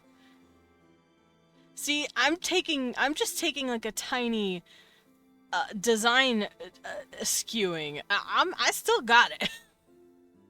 I still make crazy shit. I've made crazier than this now. I have giant spiders with huge teeth that can eat your face off, but they won't because they like you. All of the needs will be met. I'm hungry. Give me a minute. Fair, but for me, still too humanoid. That's fair. For me, it depends. I also have drawn... Where is he? I also have these guys. Let's see. Because for me, it depends on the species, right? Like, these guys, they're pretty creaturey. But, like, if I'm pushing it... I'm looking at these guys. The Kobesh are still not all that. Let's see. Which one? Centipoids. These are probably my most monstrous-y monsters I have, I think. That and my Solgarans. These are also pretty creepy. Creature feature featuring the creature. Like, here you go, Verbex. There's a pretty big creature for you. Yes, the women are huge and ripped. Why do you ask? I also have the ants, but they have to be fixed up a bit. I have wasps. But yeah, there you go. These are the things that I have on the plate for you. I am just currently working on my Journua because I love them. Is that the harpsichord? It is harpsichord.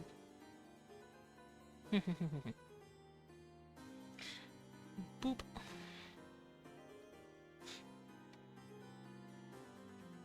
Oh, hello! I have a scary little creature on the back of my chair. Are you comfy?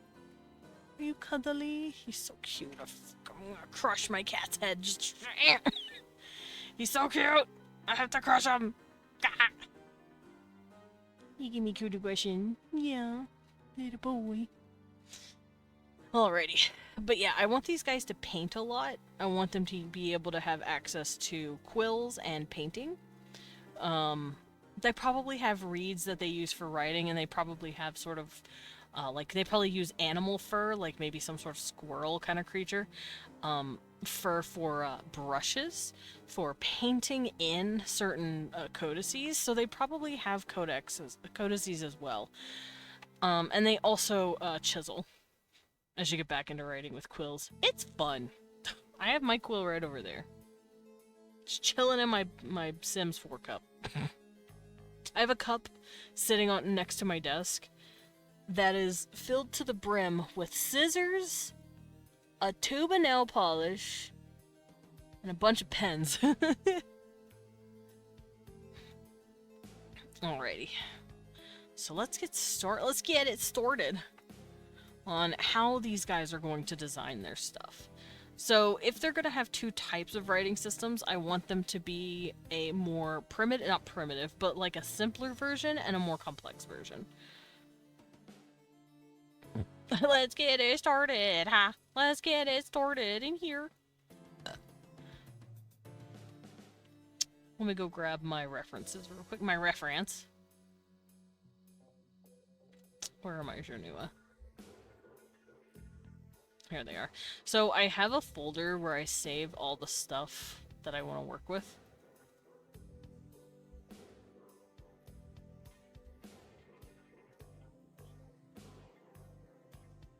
Oh, that's right. I wanted to also I wanted to take Indus River Valley symbols as inspiration as well. So what I'm gonna do is get a quill pen. That's not a quill pen. Quill pen. And start pretending to write in their language.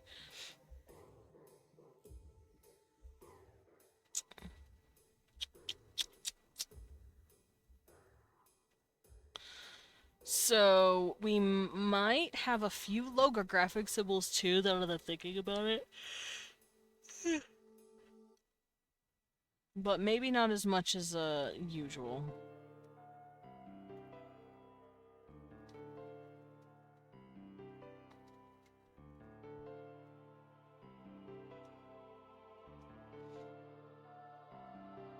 So what I'm gonna do is start trying to make little symbols here.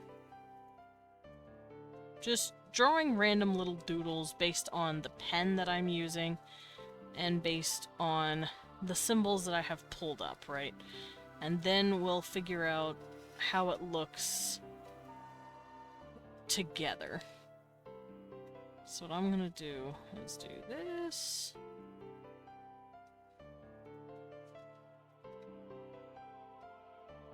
And this will be the start of my little logographic writing style. So I drew what looks to kind of be a fish. Might not be a fish, might not. It could be, could not be, who knows.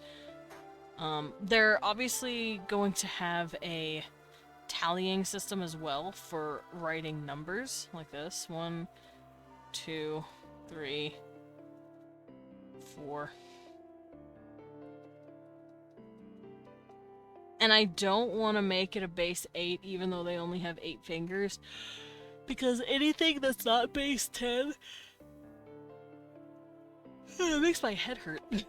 I cannot handle it. I want to be able to handle it, but I cannot. It makes my brain hurt. Alright, so what I'm gonna do here...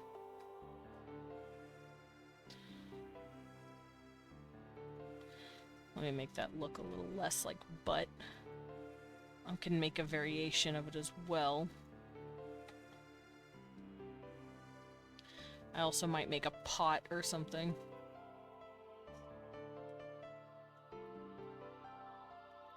I'm trying to stick with the same shapes.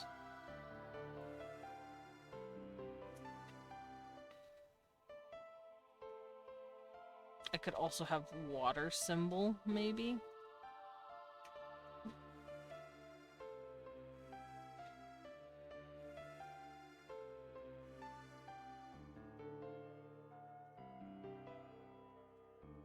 They would hunt with a bow, so maybe they have a bow symbol like this.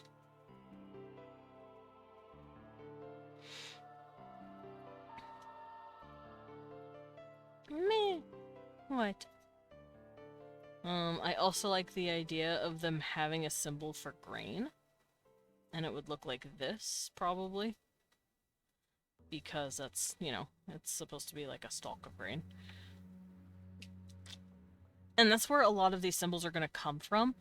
I have to, well, I don't have to, but I want to. I want to think about what they would be making or dealing with as a people. Because they would have started out just making symbols for those things first, and then over time, those symbols would morph into full language. So the way human language works is that we had something called petroglyphs or proto-writing. Back before we had actual writing, we started drawing pictures to indicate something, right? We had pictures of animals and people and staffs and spears.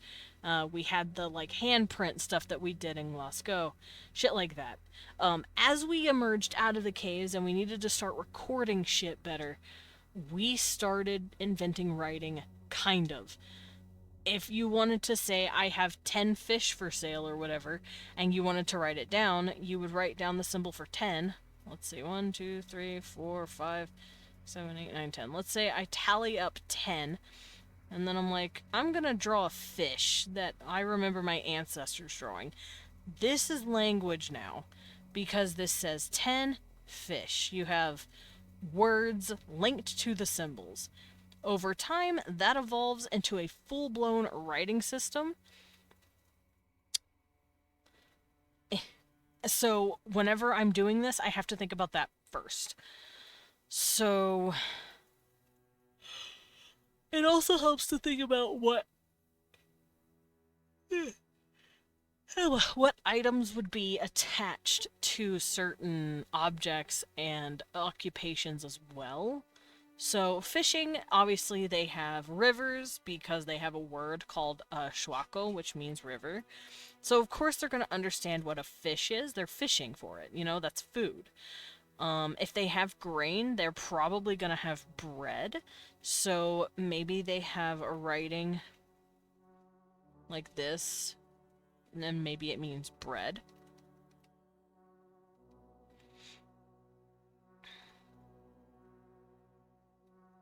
I think I'll do this. Maybe this means bread, you know? Actually, let's not have that underline. Let's just do this.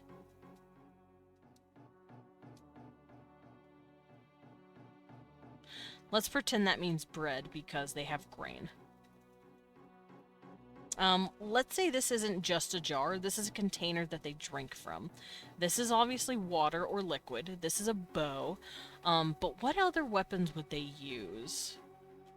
They could be using spears. Maybe the warriors have spears.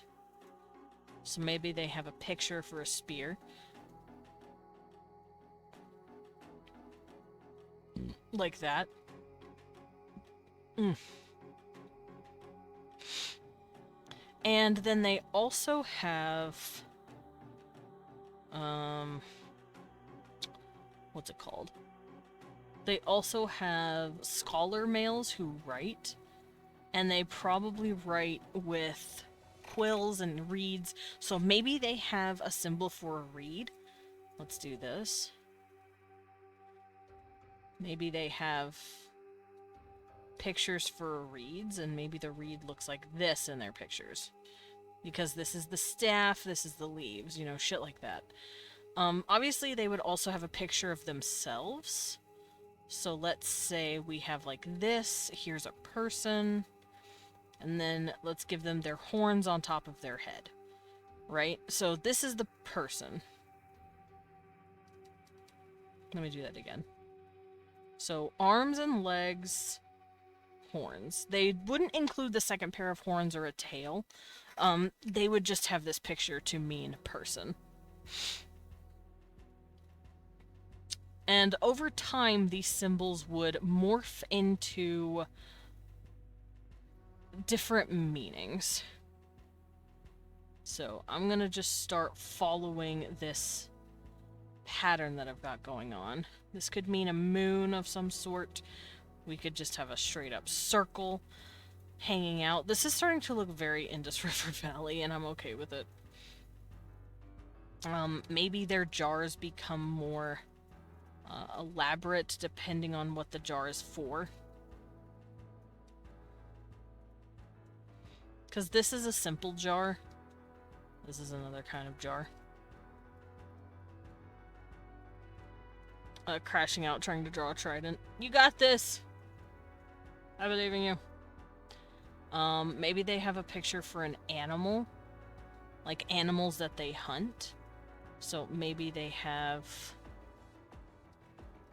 more horizontal images that do this to show off an animal of some sort. Maybe if they want to say it's a... let's fix that. Let's do this instead. Boop, boop, boop, boop. Doo, doo, doo, doo, doo, doo. There we go. That could be like a very rudimentary animal. Maybe they have a tail or something. And let's say they want to say this is a bull animal or a herd animal. Maybe they have a picture of the animal's like head shape. They're like, here's the head shape, here's the mouth, here's the eye. Let's say they etch the eye like this. And then they're like, here's the horn to tell you what kind of animal it is. And then they would put this next to it, and it would mean this kind of animal. Boop, boop, boop, boop.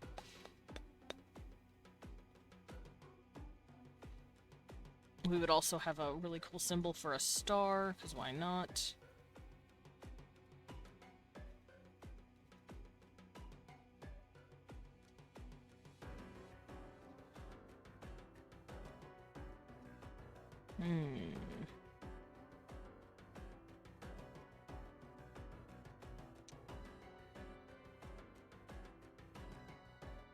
Let's see. Wing, flying, stone, mount. Oh, I should probably have a symbol for a mountain.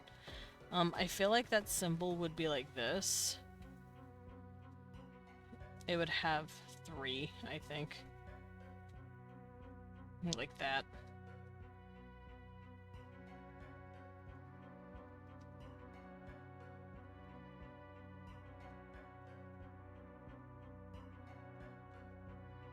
There we go. I think this would be a pretty good mountain symbol.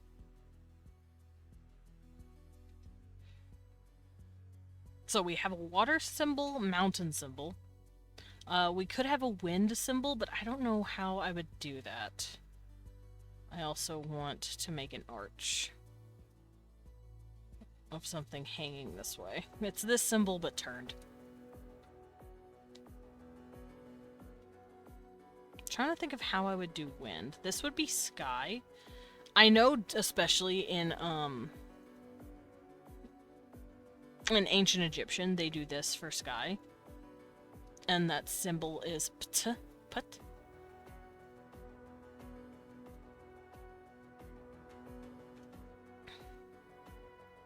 Trying to think of how they would do a wing.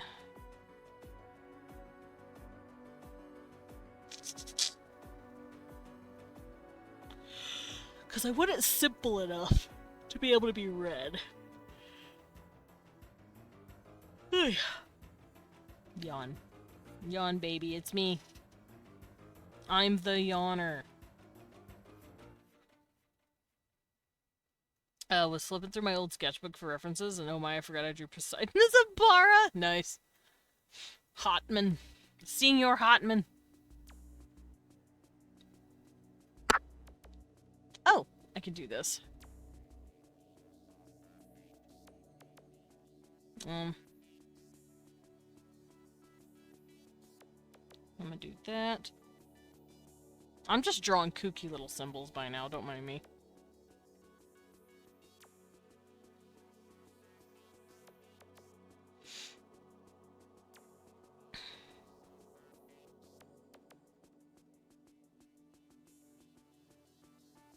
I don't know what some of these symbols mean. They're just symbols. I'm sure they mean something to the people, but to me, they're just little symbols. So, how many symbols do I need? 1, 2, 3, 4, 4, 8, 12, 16, 17, 18, 19, 20, 21, 22, 23, 24, 25, 26, 27, 28, 33, 34, 35, 36.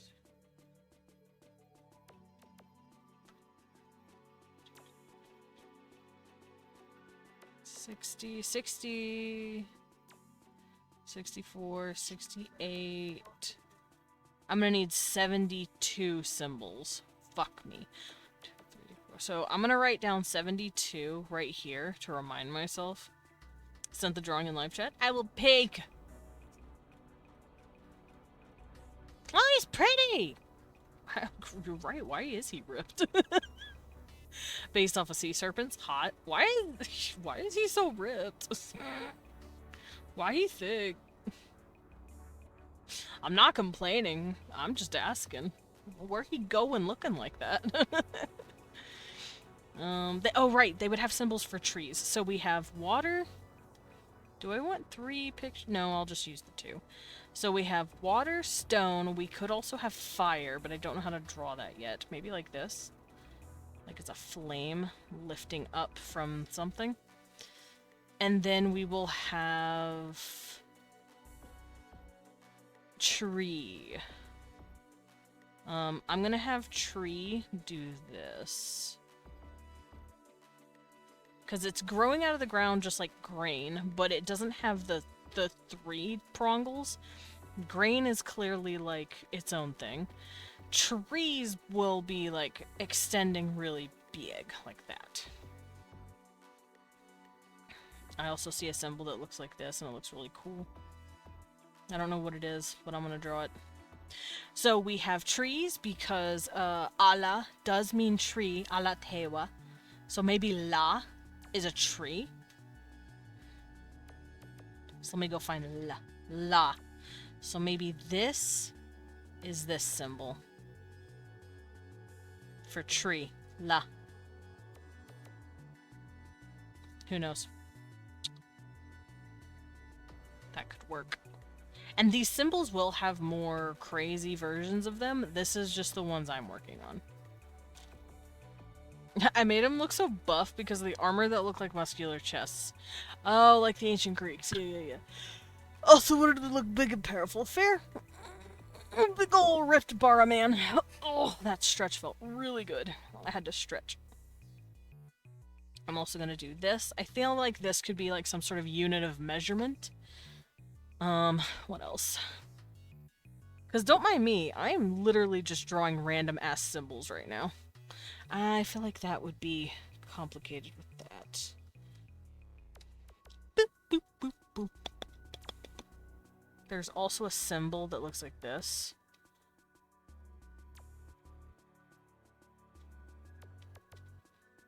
There's also something that looks like this, and it looks like a drawn bow.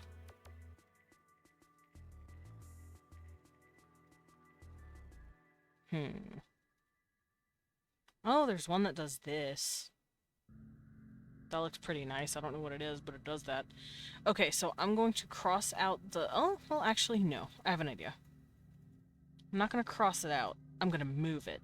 So we're going to bring this down, and I'm going to move this out of its spot to say I used this.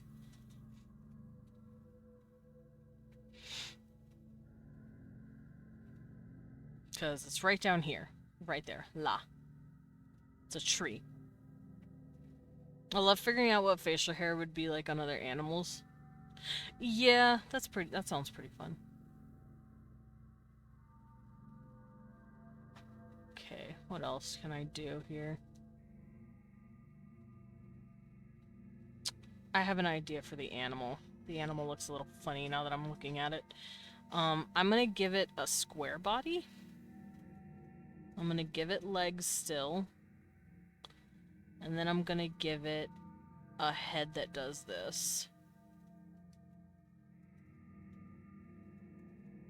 There we go. Maybe I won't give it a tail. But this is gonna be like the new symbol for animal.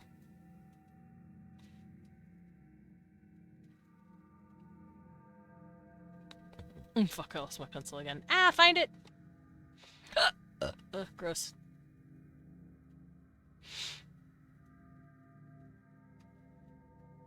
Okay. So I'm gonna start refilling some of these spots.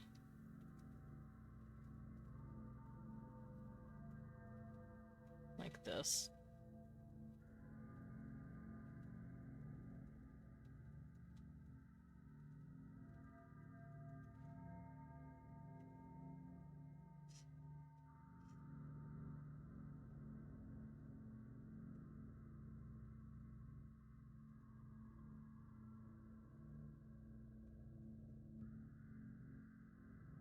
That would look the same as that. I'm not gonna do that.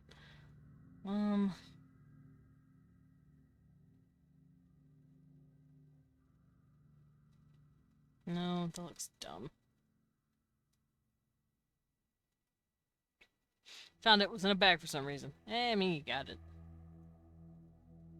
At least you got it.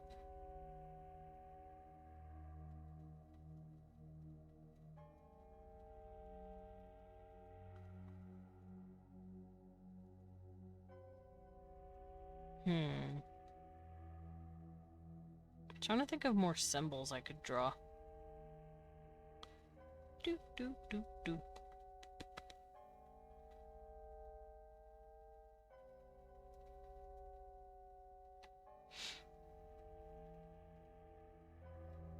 Oh, it popped my back. Felt really nice.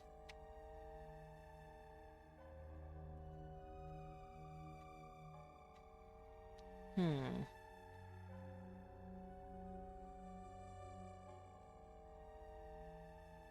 19, 19, 21, 22, 34, 35. I only have 35 and I need 72.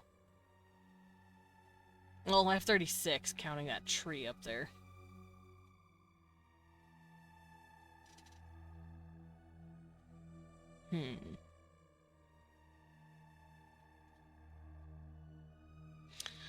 How? Okay. So I've got symbols for fishes, jars, water. Okay, hold on. We do have something called water. Shauka.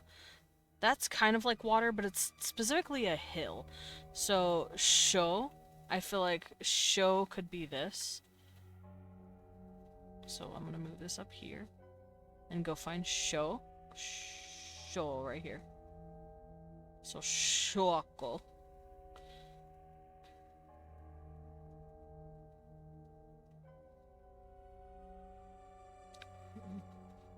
One could be a gem or gold. I could figure that out, yeah. Let me redo this. Let me bump this up. I want my pen a little thicker. Okay, so that's la. Sho would be 2 SE swirls, which is basically just water symbol. Specifically, it would mean, like, water for a river. That's what a shuako would probably mean. Probably like moving water. Uh.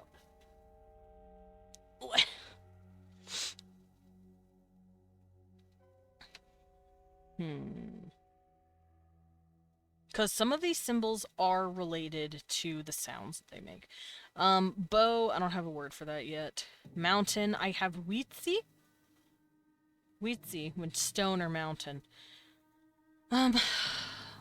So this could be we or tzi.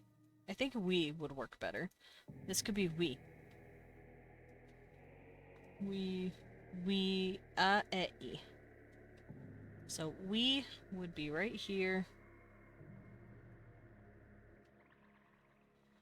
Then we would have 3 lines going up, and that would mean like mountain or hill or like stones, depending on what you're talking about. Tzi, I think, would be like big stone or something like that. Let me go find tzi.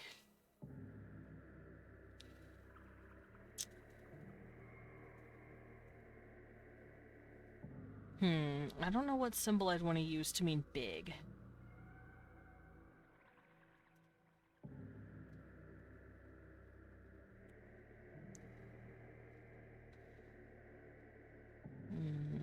Oh, and this would be fire. I don't know the word for fire, though, so I'm just going to move it up here. This is star. I don't know the word for that yet. This is some sort of carrying. They have a wheel, which is right here, but that's a 4-legged wheel. I think I might give them a 6-legged wheel as well. And I think they would mean something different, depending on what it is. Ads! Oh no, not ads. This would be bread. They would also have symbols for hands, probably.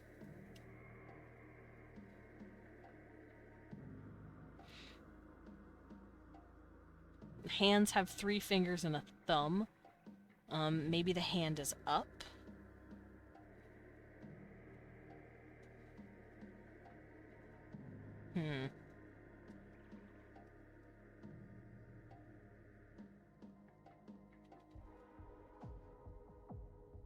Maybe they do that for hands. I'm thinking stars too, or fruit. Oh, they probably do have a word for fruit.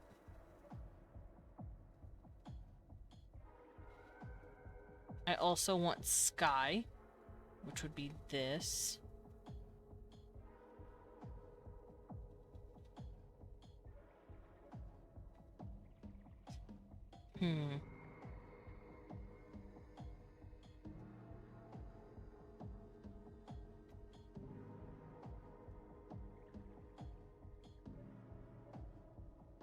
Maybe they have words for chariots as well, and maybe for God. They might also have a symbol for a bird, kind of like how they have a symbol for this, a land mammal. Maybe they also have a symbol for, like a cat, which is something that they need to be afraid of. Kind of like how the ancients drew pictures of jaguars, Balaam, as it was called.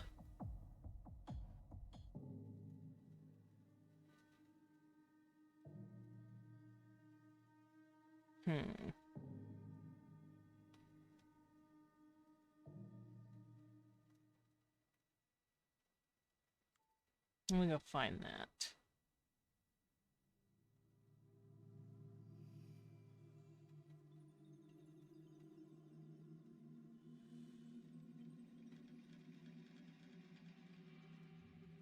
Ugh.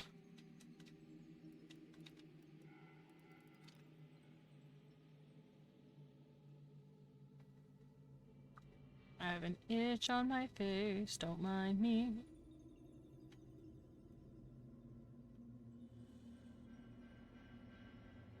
That's Mayan. Yeah, Mayans had the word Balaam in a lot of their stuff. It means jaguar. Arr.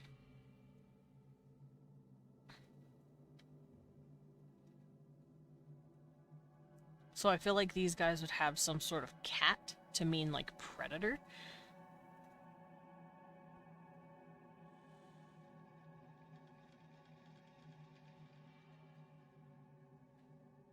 They might also have a symbol for a throne.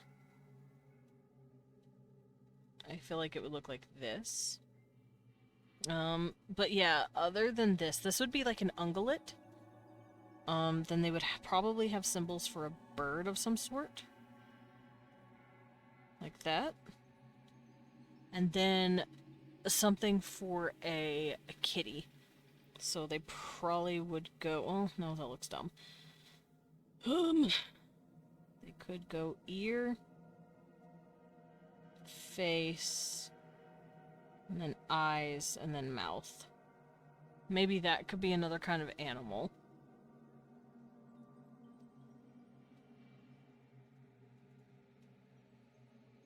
Yeah. Also, I'm gonna have a pretty, like, exotic plant that does this, that grows out of the ground. I like this symbol.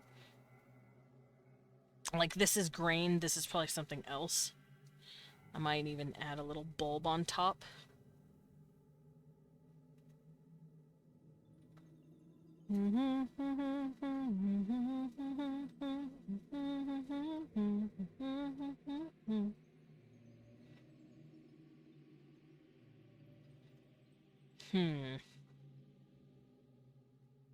And this is simple writing, by the way. Whenever they have royalty write stuff down or carve stuff down, I want it to be full-blown ass pictures. But I'm not going to be working on that yet. I'm just working on what the common folk would write in. Because it would be easier. It's easier to write in.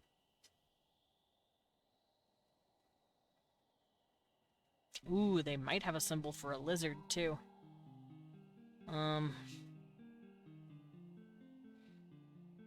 Maybe it would look like this. Because he's like a wiggly little boy. Maybe not like that. Hold on, let's redo that.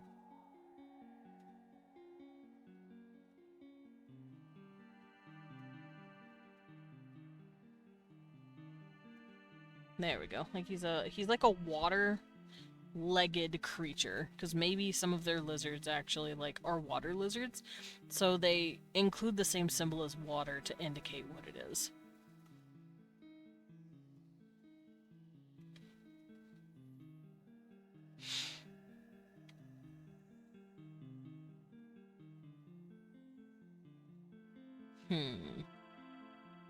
I also want them to have symbols for male, female, and big male.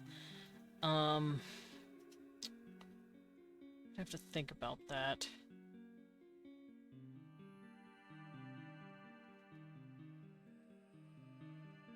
It would have to do with their outer traits, I think. So a female might be someone who has a V with, like, a drooping V, maybe? Like this. Because that indicates their horns and the curviness of the horns. Meanwhile, in order to say male, they might have something sticking up like this. But I don't know how they would say little male. Or big male. Maybe this is female, this is male. In order to say big male, they do this. But then they add extra doingle right here to say these are even bigger, you know, like in the gesture, pretty much. Wait, I have latency issues. Okay.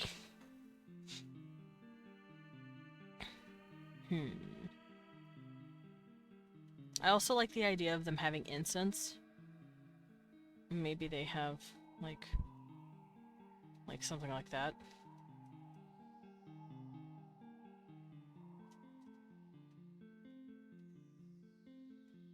Welcome back! Don't mind me, I'm just coming up with more symbols.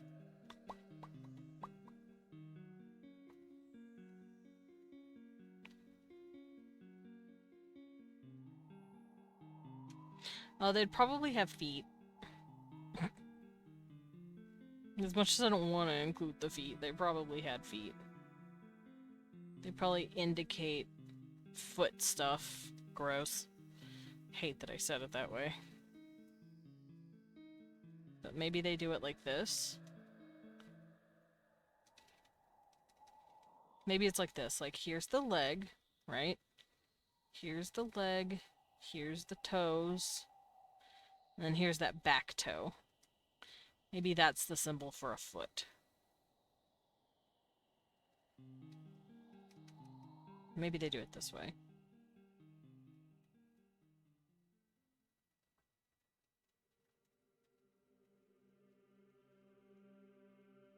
Because remember, writing, especially in a syllabic language, is all about knowing just enough symbols to make some crazy shit.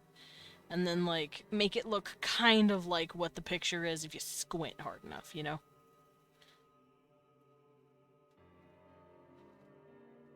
I still like that design more.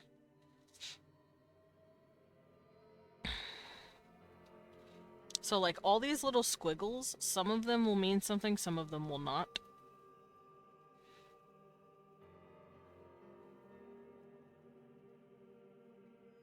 At least for me, because, you know, I am not a native.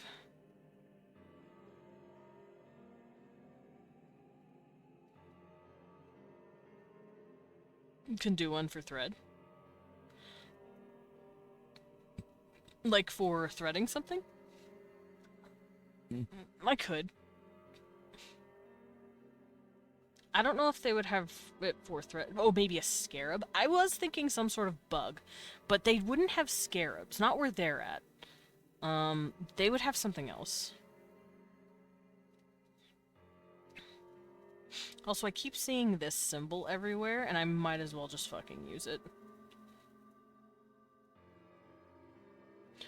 That's a type of bread. That's bread. That's pan. That's khe in Lyrian, what's it called? Linear B. That's literally the symbol for bread. I also have bread up here. But I could have bread again for certain stuff. Maybe it's a different kind of bread. Maybe it means something else.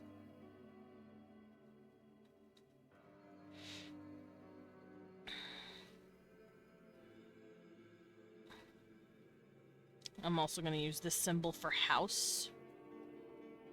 I'm so tempted to make it be, because be in our language literally just means house. In like really ancient Semitic. Right, bug. I'm gonna have a little bug guy like this. I'm gonna have an oval and just a bunch of legs.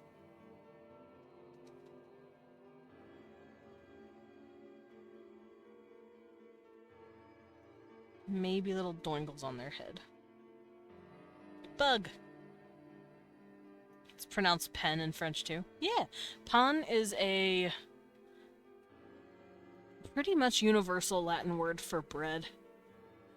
It's also the word for bread in Japanese, thanks to Spanish and Portuguese scholars that went to Japan in like the 1600s.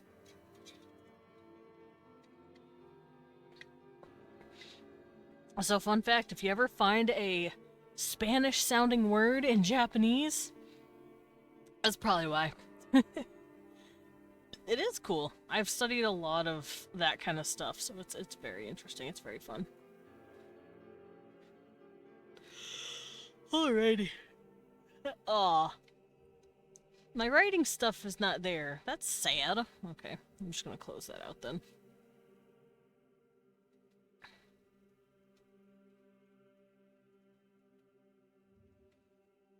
Ugh.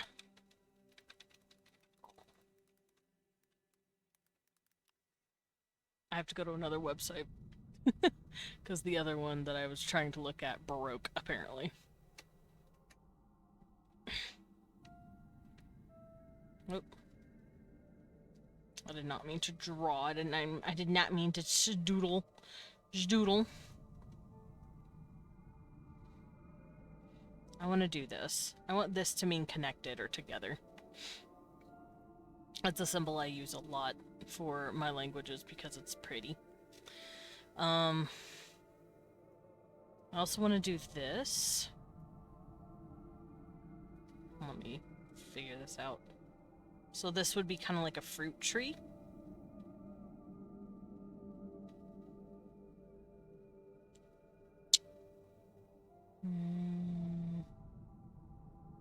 also like this design. It's really pretty.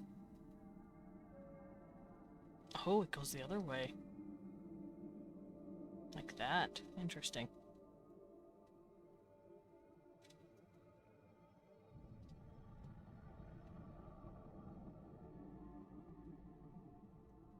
Oh, and scales. We would need scales. Because they do trading. These could be scales.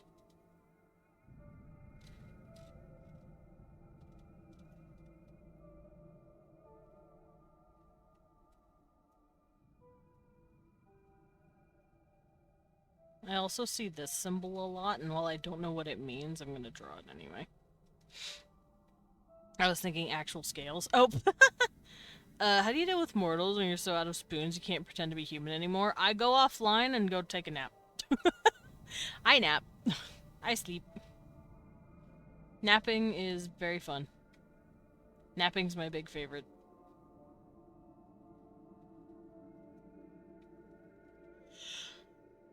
Now I want a nap.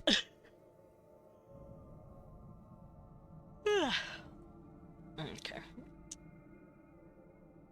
I don't know what this is gonna be, but I want to lay it out. It might mean leather, because it's like the opening of a skin, and here's the 4 legs of the animal. So this could definitely mean leather.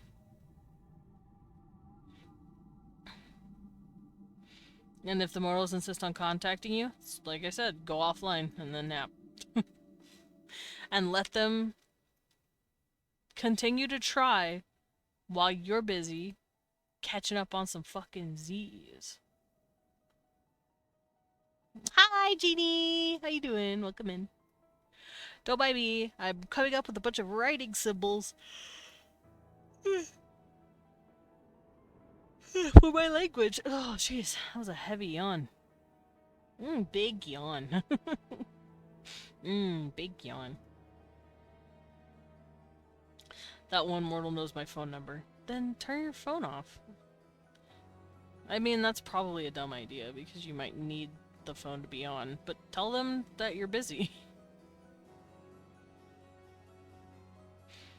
Or just don't answer. Like, after a while, they're not gonna have enough stuff to work off of.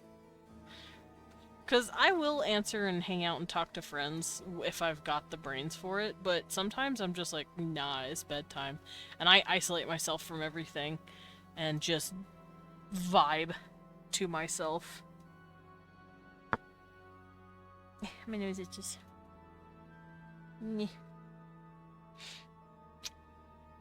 It's like scammers, just let it ring and think you aren't there or whatever. Yeah, just vibe.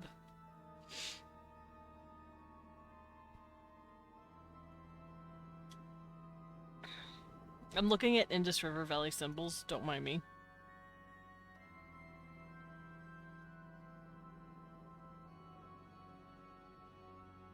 That looks like a bee.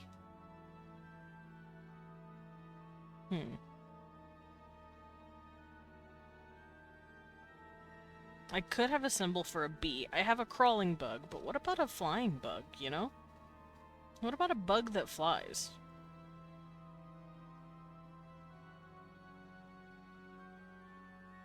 You know? Maybe we'll have 2 circles squished together.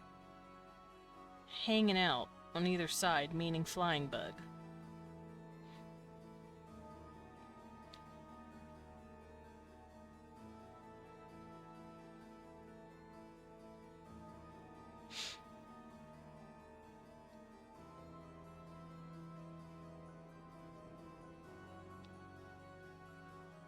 Boog! Yeah, the boog!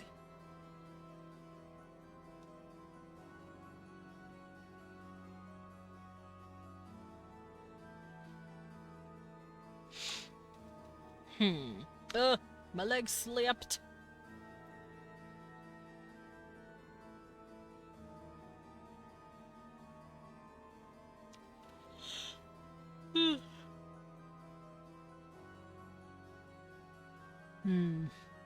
Yawn.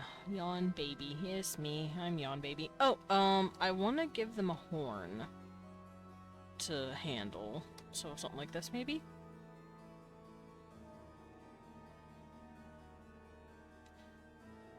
Horn.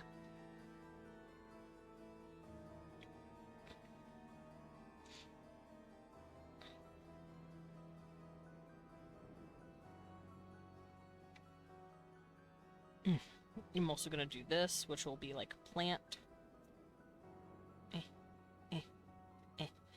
It'll be like some sort of exotic plant that's growing something crazy. Yeah. You alright, babe?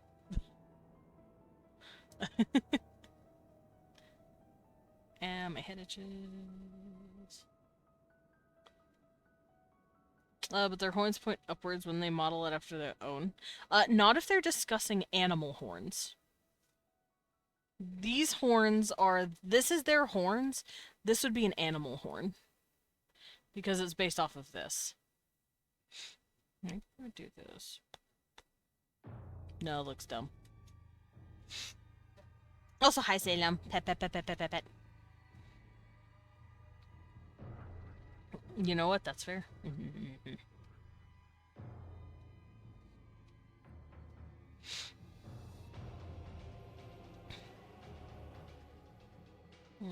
I think I might have person carrying something. Because it's one of them, it's gonna have little horns on the top.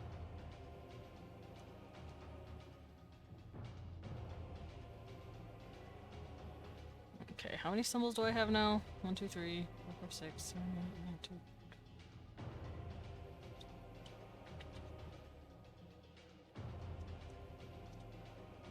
There's 7, 38, 39, 40, 42, 46, 47, 48, 49, 50, 51, 52, 53,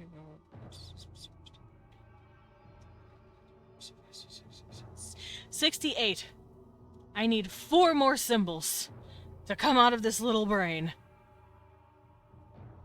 I've been here a while just lurking because I did not get good sleep. Oh no, I'm sorry. Pets you, pets you, pets you, puts you back to sleep. Tucks you in bed, makes you sleep. And you soup.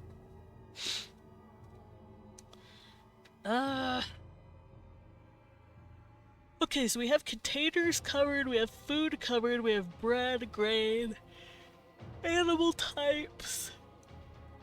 Prey, predator, bird, lizard.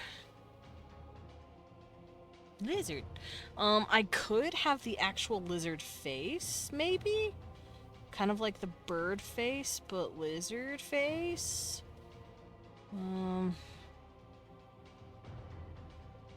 So like this.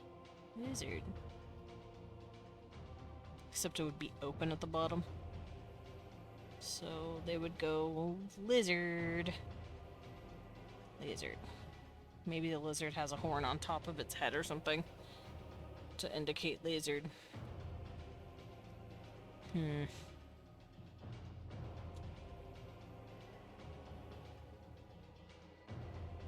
Contemplating lizard.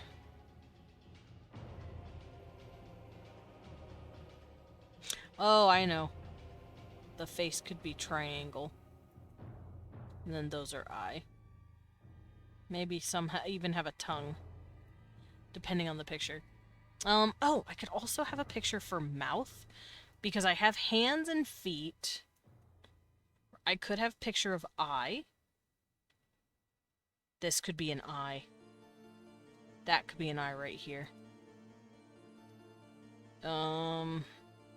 We don't need nose per se, but we can have mouth maybe? Where it's like this.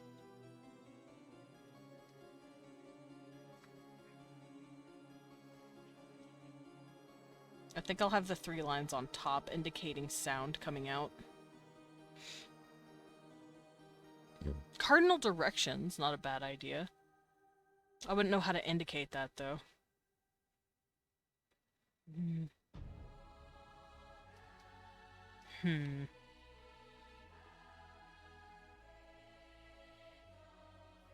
This could mean directions. I know this oh, settlement. We might have... We also have a building, which is this. Location markers, transportation markers, currency or market symbols. I will save the currency symbols for if I'm writing actual symbols for that. These are symbols that have become... They've gone from logographic to syllabic, which means these used to mean a big word, but then they've started getting shrunken down to just its base syllable. Like, this is mountain, Weetzie, but it's been shrunk to just wheat.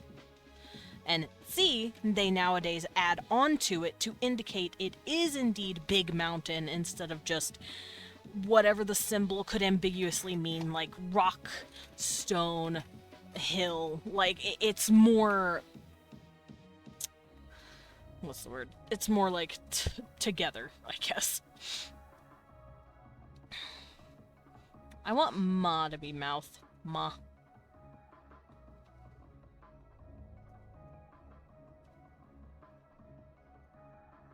Ma. There we go.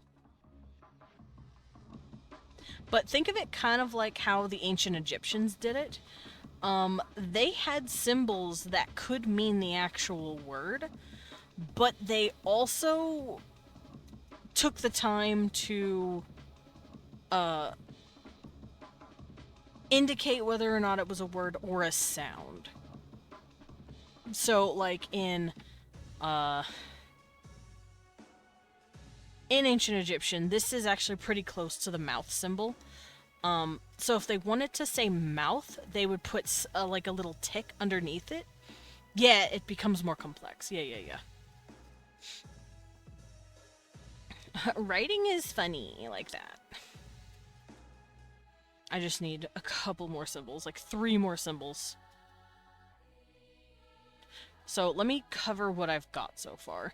I've got lady horns, male horns, giant male horns. I have spears for warriors. I could have a symbol for like utensils maybe or something. Like I could do this and be like, yeah, this is like a symbol for working tools. What else? Quill. I want a symbol for writing, so we could have a feather.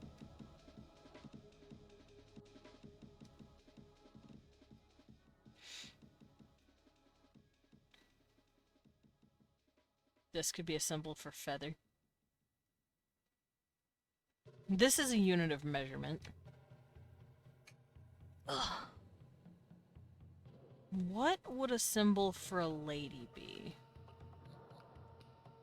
What would be a good symbol for a woman? Oh, I also really like this plant. It's got like vines and fruits growing on top of it. Nuanced! That's a word. That's the word I would use.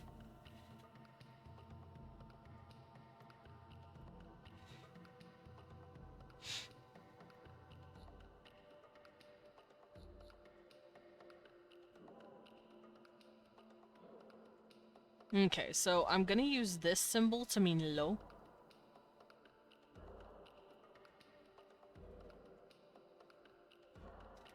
It would be a curvy V with a second curvy V underneath.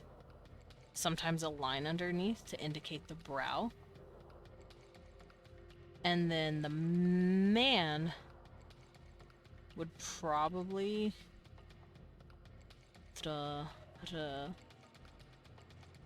Not la.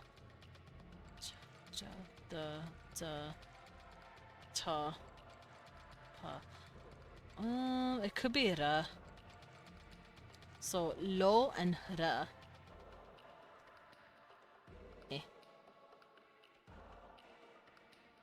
Could be the 4 horns and then this to indicate it's bigger.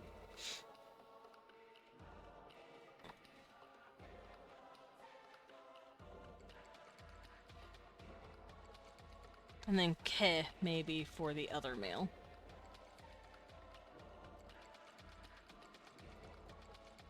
There we go.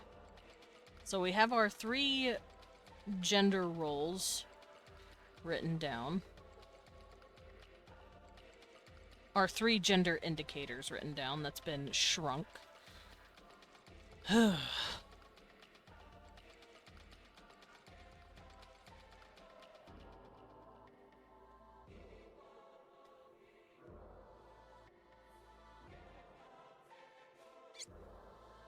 I think this will be tsi, because I want it to mean like lifting or high or big.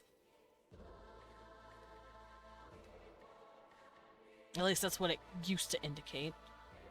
Tsi. And the reason I say that is because tsi means big mountain or big stone, aka mountain. Ugh. And their symbols would still reflect some of that. I also have other symbols, but these are different languages.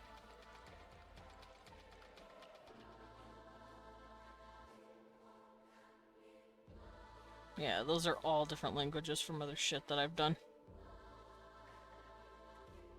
This is just a whole long line of syllabaries. But to be fair, I've made how many fucking species? And only like 5 syllabaries? I really like syllabaries. I'm just saying. Syllabaries are rad.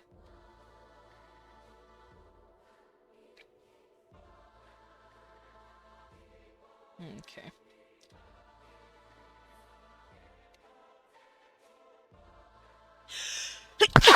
Ugga bugga.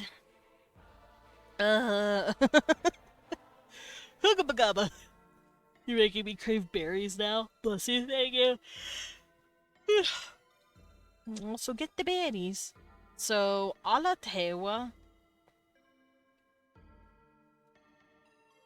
Oh, tewa means tree. Ala means many of.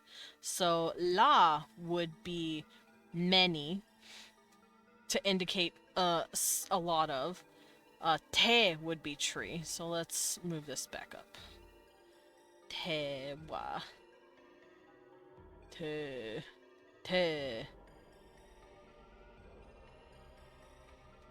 Oh, this isn't C, this is T. C is down here. There we go. So, la. This would be many. Because it's like you have a lot of something. Here, let me redraw that.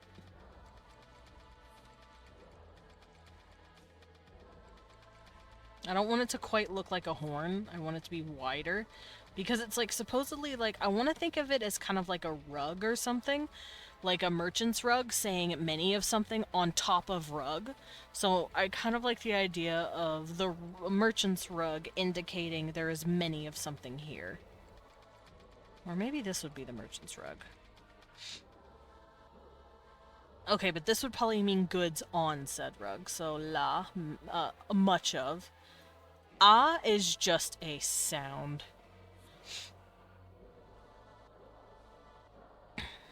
What would I indicate ah with? I could do this.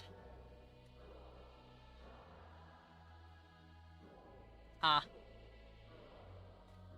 Or maybe it could just be this. And then E could be that? No. That's silly. Why would I do that?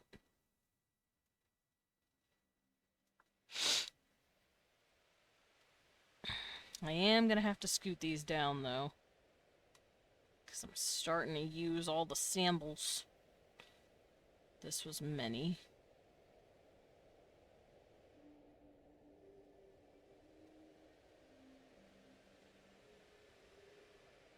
Okay. Yeah, la loa. Allah. La, once again, means many. So la loa would... Lo is a symbol for a lady.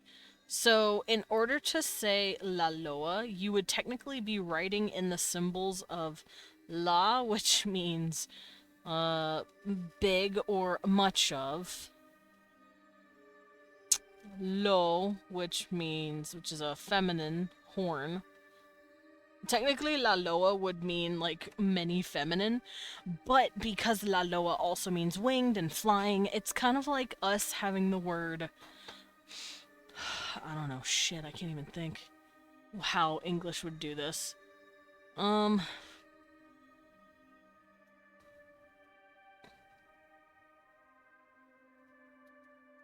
It would be kind of like how humans have the word car, and then have the word carcinogen. They both technically have the symbol or the sound car in it, but they mean two completely different things.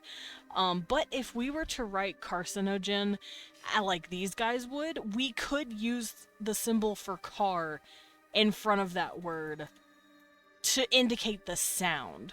It's called Rebus principle, and that's what I'm working with right now. So La Loa doesn't literally mean much feminine of, pretty much. La Loa means winged or flying. It just happens to have the same sounds as that. And that is what Rebus is, and that's why syllabaries are fun. Kind of like us saying, car. Yeah, car. Kind of like us saying believe, right? If we say be leaf, we could use a bee and a leaf to indicate those sounds. So if I wanted to write believe, like I believe something, I would write I be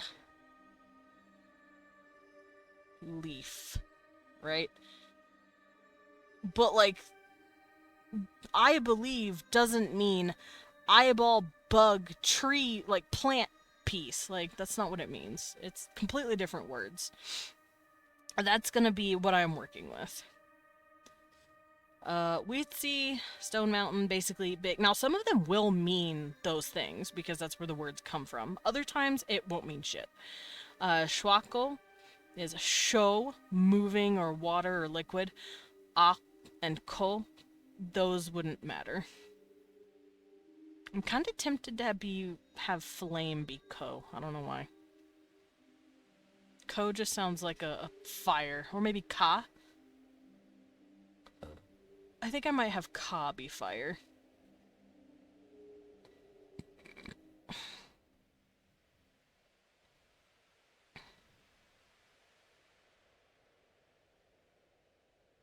Chi ma means hill. Ala tewa. We have te. I need wa.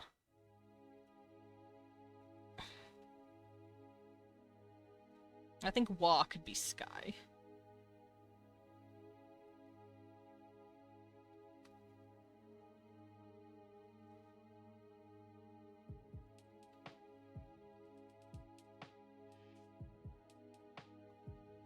Bread. What would I want to do with bread? Maybe be or ba. I kind of like the idea of bread just being here. Breb. Now I just start putting symbols in where I think it would sound nice. What sounds make me think of those, like, words?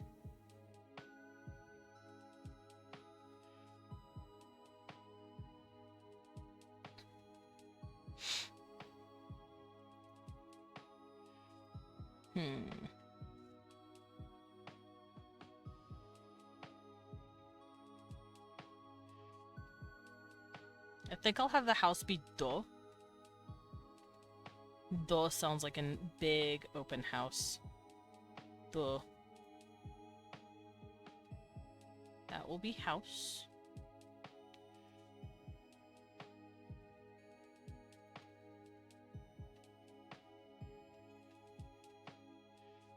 Spear, I like the idea of it sounding like a schwa or tswa, tsa.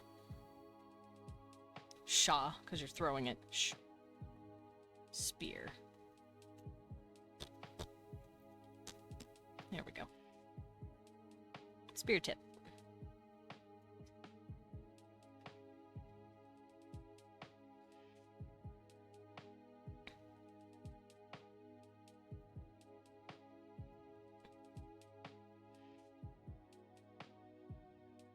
You know what? Just because it's a nod to it. I think I might have a buggy be called Ko, because, Kopesh. It's like a nod. Like for a knife or something, a whip would be a cool sound. I don't know if they have the word. Well, obviously they'll have the word for the knife, but they can't use "f" sounds. They don't have a "f" in their language. It would have to be what they would think the knife sounds like.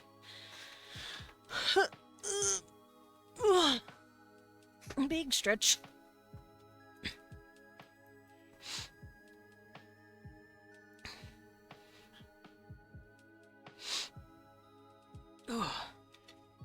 I'd also have to come up with the symbol for knife. Moon. I want something pretty for moon. Something pretty. Ooh, like hay. Hay would be a pretty name for the moon. Hay.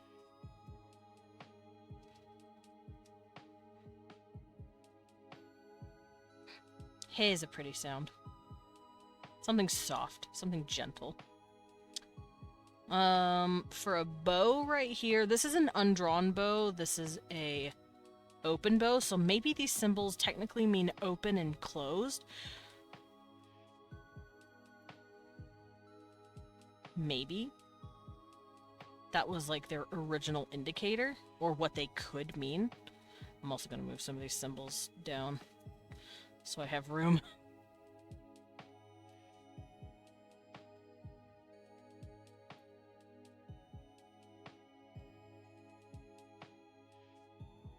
I think ba might be open. So we'll have this be ba. And tu maybe closed, because tu sounds like a soft closed mouth noise. So something like this. Nope.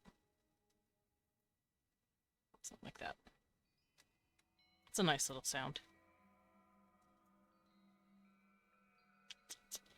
Person.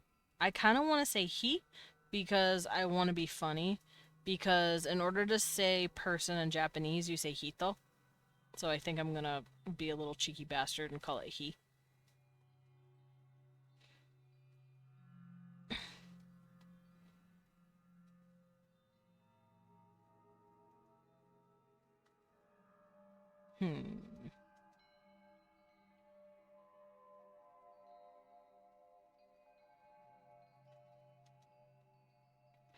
Now I just start throwing symbols in and just saying fuck it. Where's the G? There it is. I want this to be go.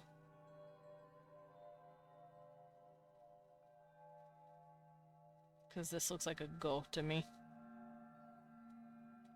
This looks like a ri to me. And yes, I am going off of vibes. Thank you for noticing.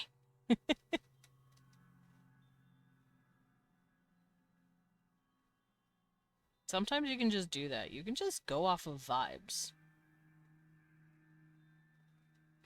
It'd be funny if the goats were ah or ba. Ba. I already have a ba, I'm sorry. What, baby boy? My cat yelled. What?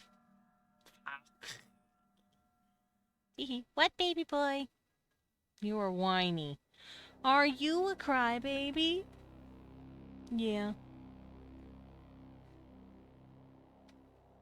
My cat's fucking yelling.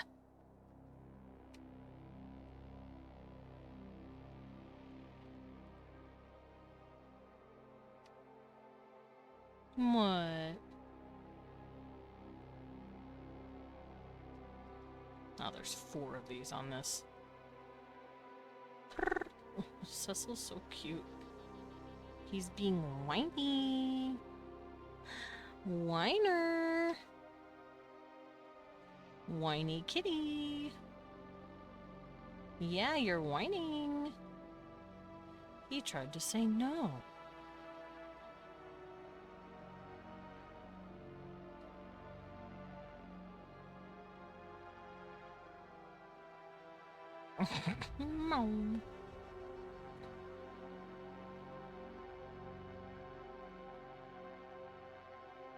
Buddy, you don't need to be yelling about everything. No, you don't.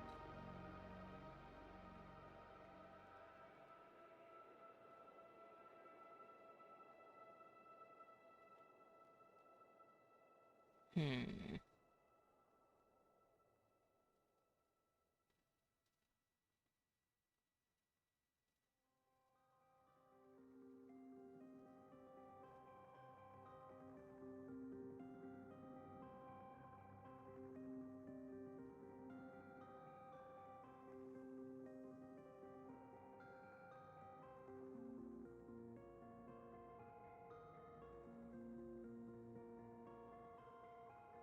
Contemplation.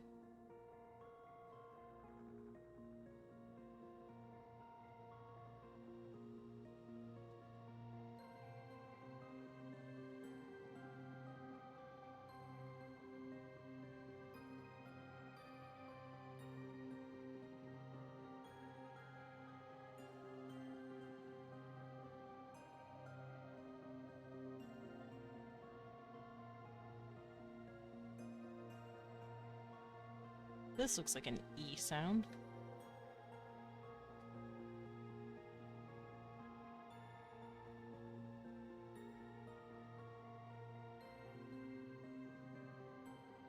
Yeah, literally just doing this all based on vibes.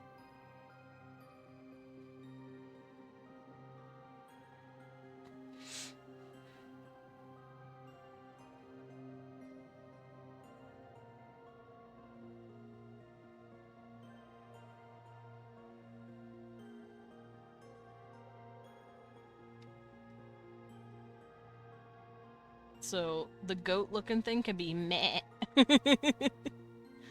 instead, because it's funny.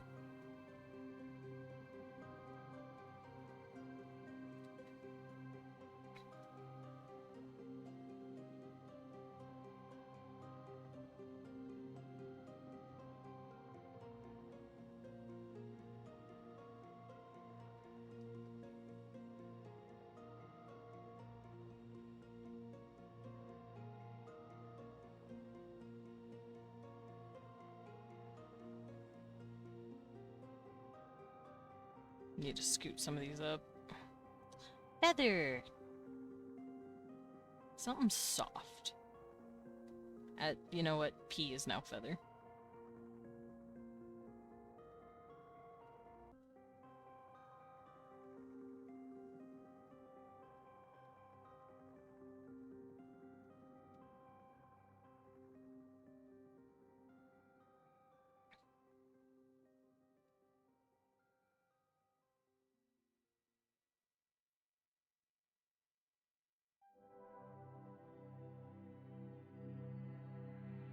Me. What would be a me sound?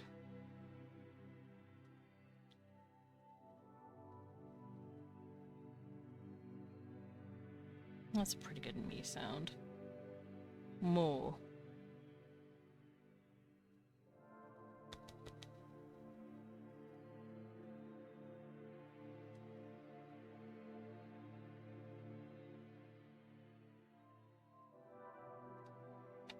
It's like 5 p.m. I'm gonna wake up at 8.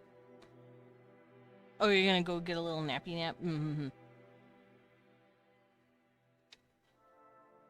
If you need to, get some rest. Get some snoozles. Get some sneepies in, you know? Get some little honk shoes in there, you know?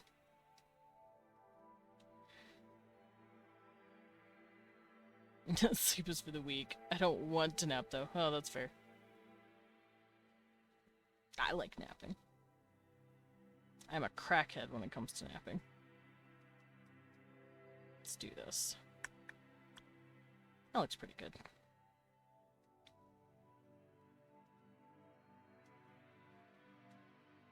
Okay, are all my M's done? Yes. Now all my N's. Anything that looks like an N. This could be a knee. And then what else? Nah could be the throne.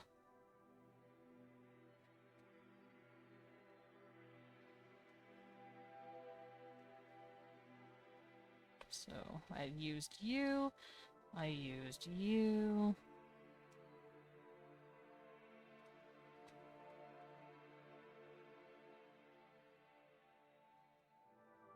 I think I'm also going to use this. Hold on.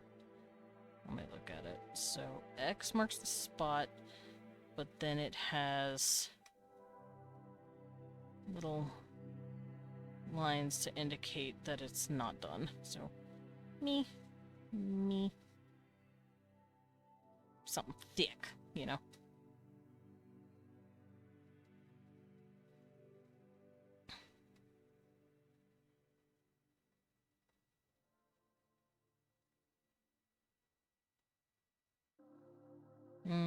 I'm gonna have bull be this symbol.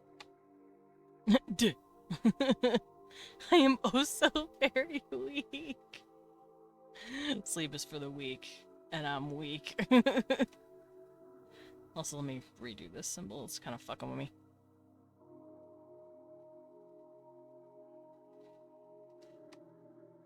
There we go. That looks better.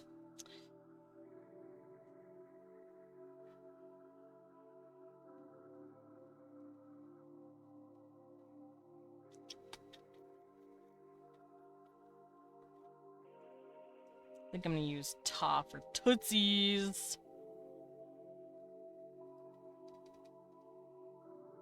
Maybe I'll do it this way. That looks much better. Ta for Tooters.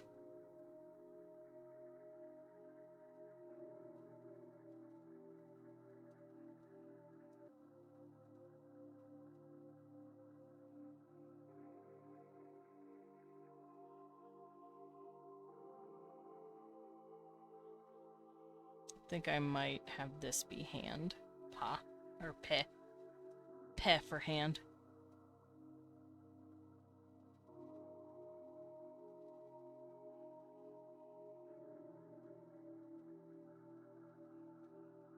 Pull. What would be pull? Oh, I also use this symbol. I can get this out the way. Pull. I think I might do the animal symbol. So we've got this, and then we have a little head going on. Pull.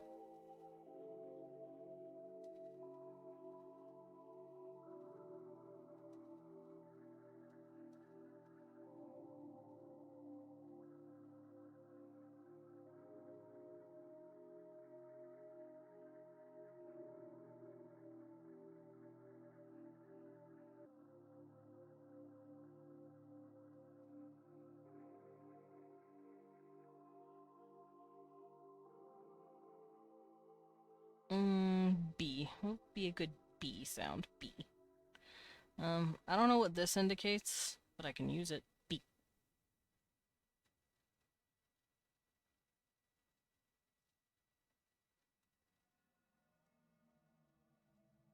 Okay. Da. I like the jar. Whenever I say the sound, it makes me think of the jar. Da. De. The. This one. The.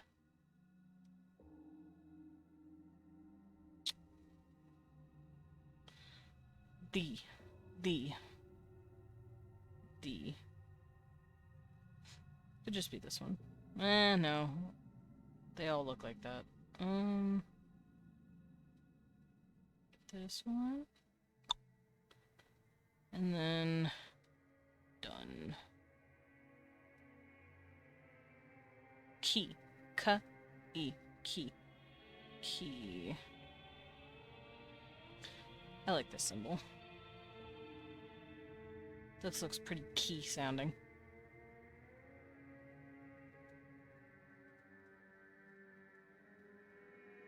Okay, ga. I'm gonna use this.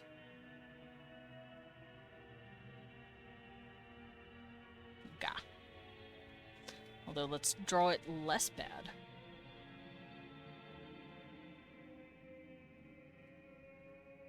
Okay. Get. Oh, you know what? I want this to be. Let's make this C. Maybe C or so. Se. I want ga to be a kitty because gato. I'm taking this stuff based off of different creatures different sounds of different languages I know. This is a gato.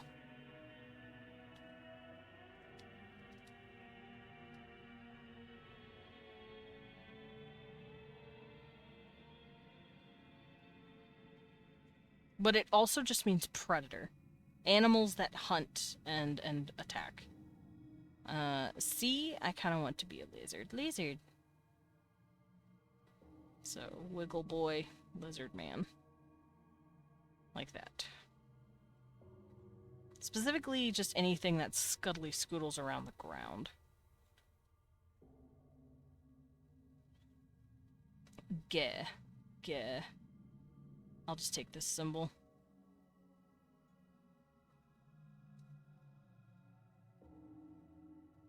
Gee. Yeah, this works. Why not? Let's do this one.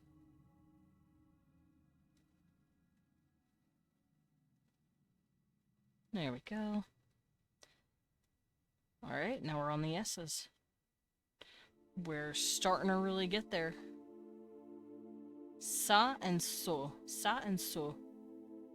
I could have this be sa.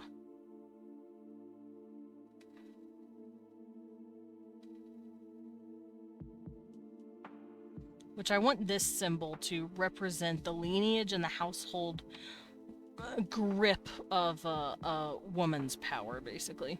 Let's just have Su be this. Because why not?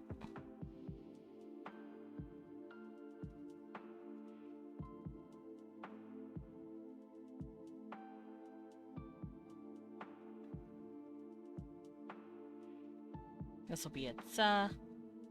The. That sounds like a fish. I'm gonna draw a fishy. Fish. There you go. This symbol is like a cut up fish, I guess. I don't know what that would be yet. I'm figuring it out as I slowly carve through here. I like sho. Or sho. Not sho. She, sha, she. Cho. Maybe cho can be this, 6-wheel. The 4-wheel is more like a map marker. The 6-wheel means more like movement.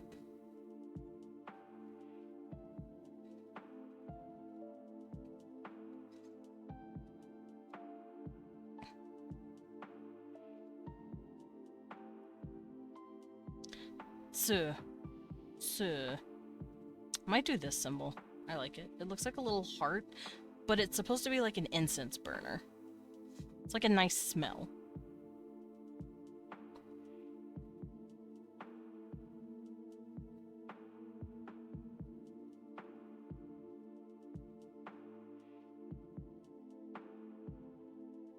Connected.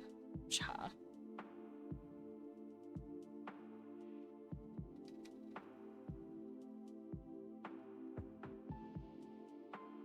There we go.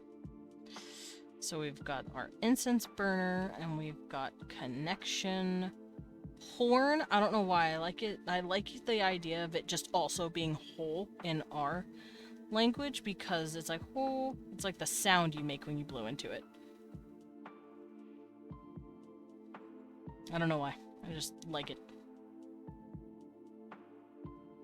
I'm really feeling it. This symbol was used as well.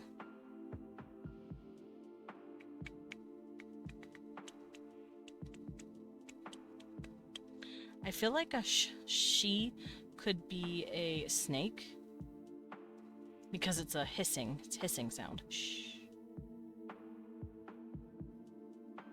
Shh. There we go. So she is a hissing snake sound.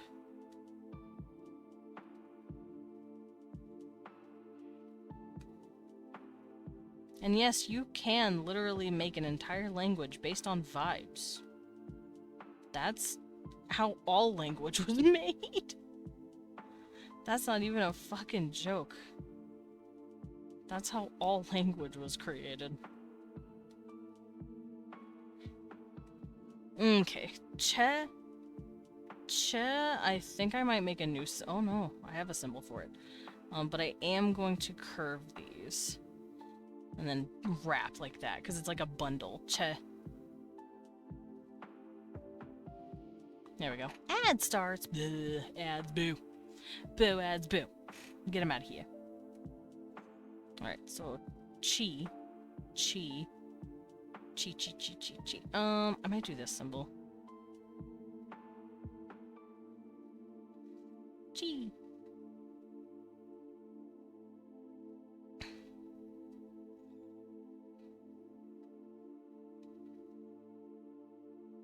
Okay, so we need 1, 2, 3, 4, 5, 6, 7, 8, 9, 10. I have 11. I have 11 symbols to put in here. How did I do that? Alright, so this is gonna be ha. It just looks like a ha to me.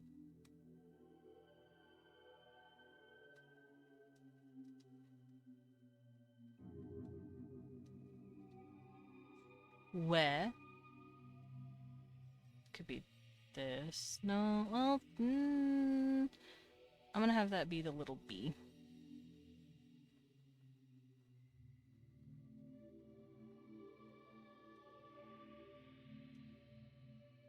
So there's a triangle with a T in it. That could be yo. No. Oh. That looks more appropriate. Okay.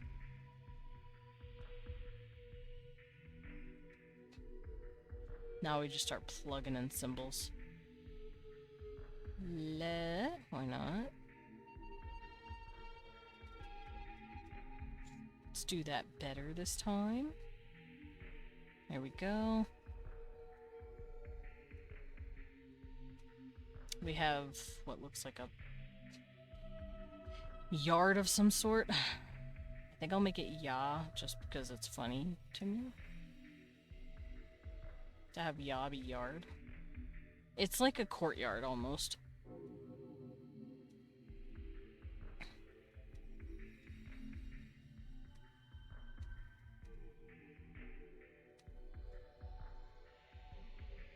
Okay. And now we just plug in the rest of the pictures.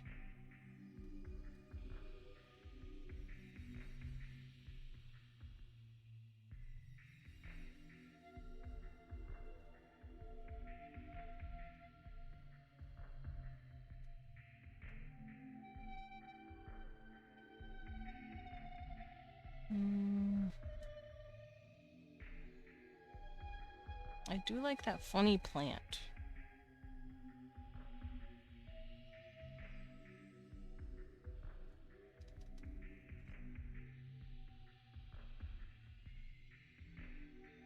There we go. Looks good. Someone carrying something. Lee.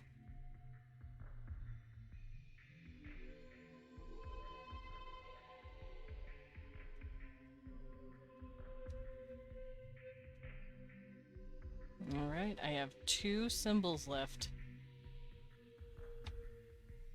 I have 1 symbol I need. Yeah. None of these look like a yeah to me. Maybe this one, maybe?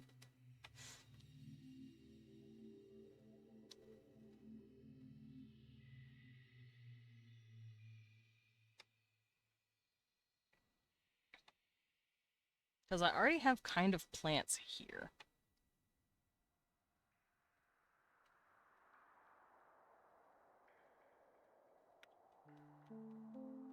Maybe sun. We'll have the symbol for sun.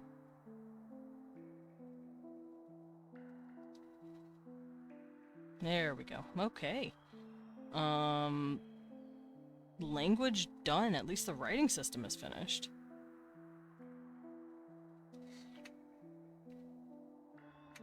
Now we actually have to start making a dictionary.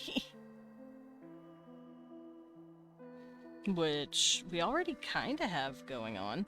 But that also means I need to figure out word order. So the way language typically works, now that I have my syllabary, I need to figure out how the writing system correlates with the word order. So we're gonna go over here.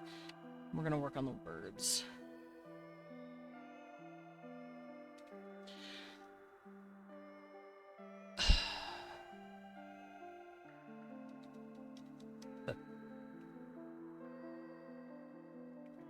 Thinking.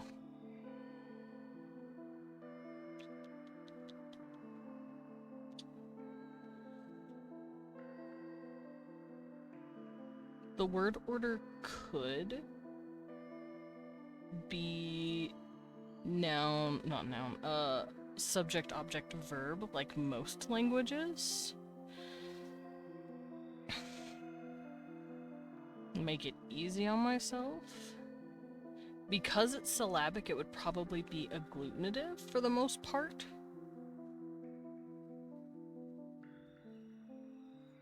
Word order. Word order. So agglutinative just means, in order to change the meaning of a word, you add more to it. Like if I want to say, I walk, if I want to change that to past tense, I say I walked. I add an ed sound. That is an agglutinative example. I can't remember what the other one is called, but there's also another one where it just morphs for you. So I sweep, I swept. The word eep becomes ept. Sweep doesn't become sweeped. It doesn't, you don't add an ed. It morphs. I'm not going to be worrying about that nearly as much. I'm going to be worrying about agglutinative stuff because it is syllabic. Word morphing like that only really works whenever you have an easier syllable structure. These guys have a very simple syllable structure, which means that they're not going to really morph stuff all that often. So, word order. Subject, object, verb, maybe?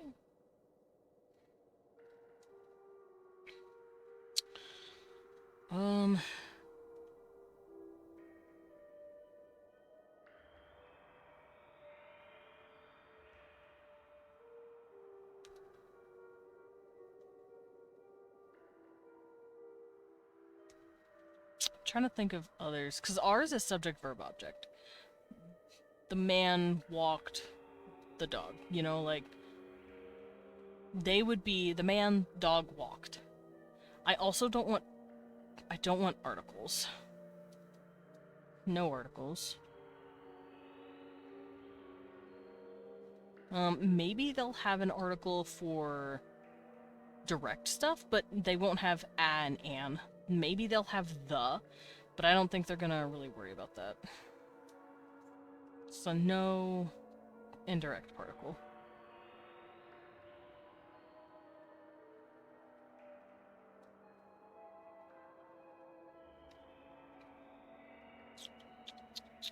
So let me look and see how I've done things over here. It looks like I have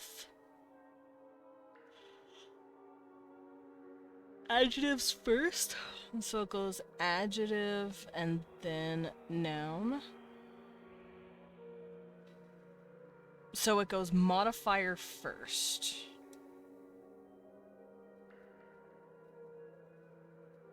So just like in our language, they'll say, I dance, he dances, 150 people dance, and he dances. How? Is he dancing more than me?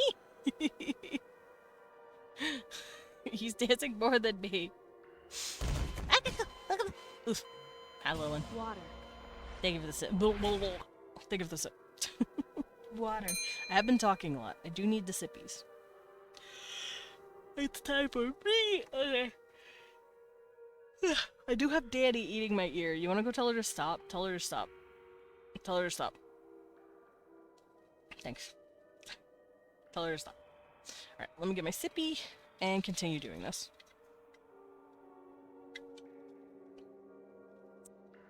Oh, water. Okay, so we got SOV, no indirect particle, and modifier first.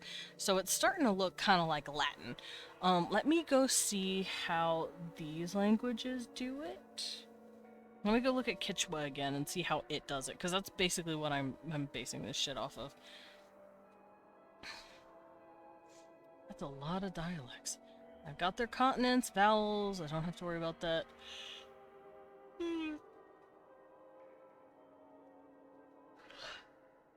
Okay. Syntax has undergone grammatical simplification. I don't care about that. The words for brother or sister differ depending on who they refer. 4 different words for siblings. Nyanya, sister of a woman. Turi, brother of a woman. Pani, sister of a man. And Wauki, brother of a man. That... I want to use that. Okay, I'm gonna write that down. So, family words change depending on parent. Depending on gender of parent.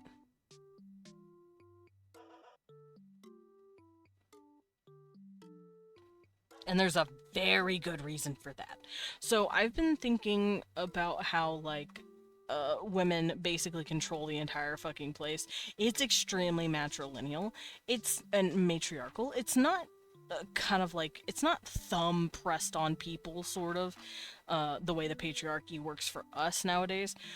But it is still pretty rough.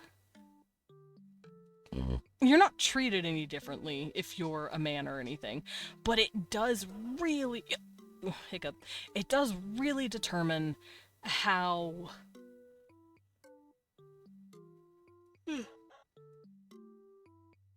Oh, bro, can I talk and stop doing functions? Can I stop emoting? But yeah, it definitely depends on...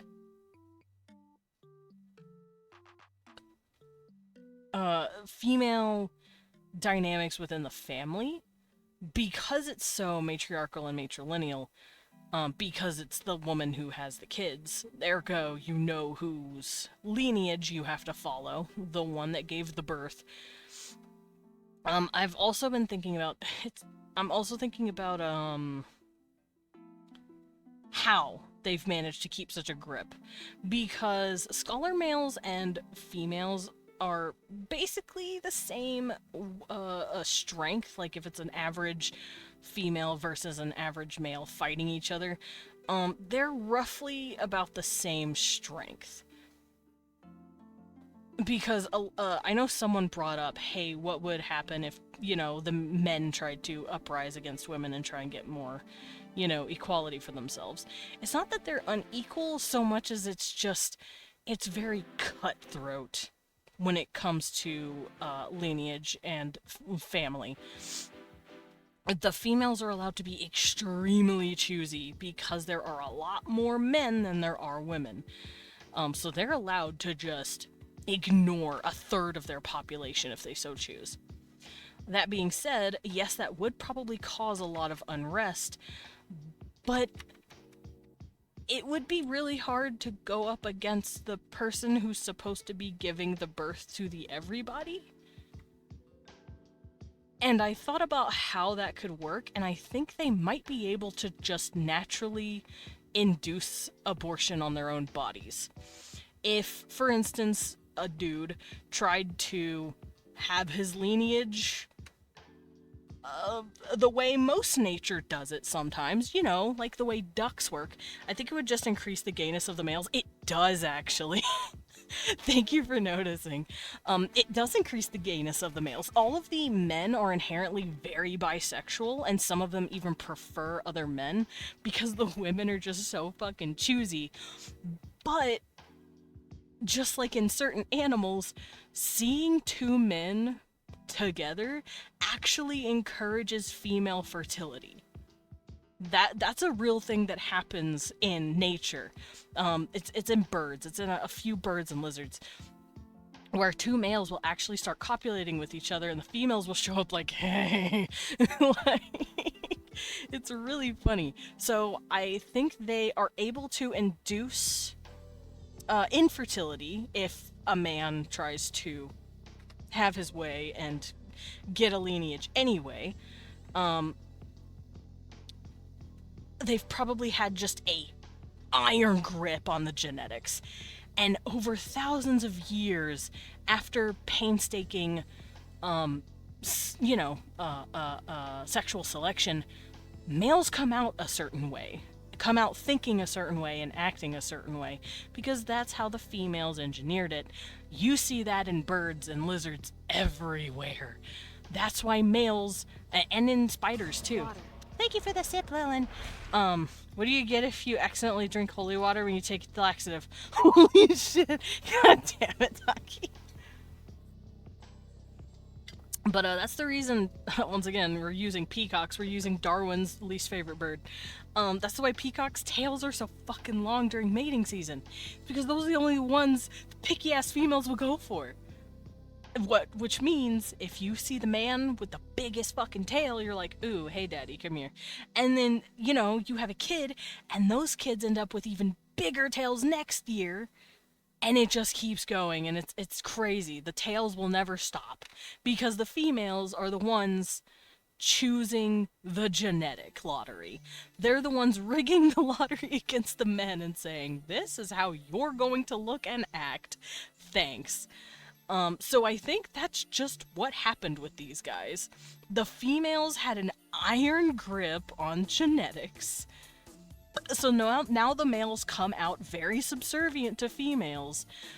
Scholar males are even cuter and prettier and tinier, and the big males are even bigger and stronger and loyal, because the females were only giving those kinds of males the attention. Anyone who was too aggressive or not pretty enough, they got the boot, because females could be picky. Or they usually went off and were gay with each other. Over time, that's why this sexual trimorphism, I guess is a good word for it, is so distinct. So what you're saying is that the women breed the men to either be femboys or to be out here mogmaxing each other. Yes. They either want an absolute Chad Maxer or a femboy. And there's a reason for that. They mate with both. Females will either take one or both as mates, and they will have a couple kids with both sides, so they can have super smart kids and super strong kids. Because they believe that females also gain these traits of super smartness from the little males and the super strongness from the big males.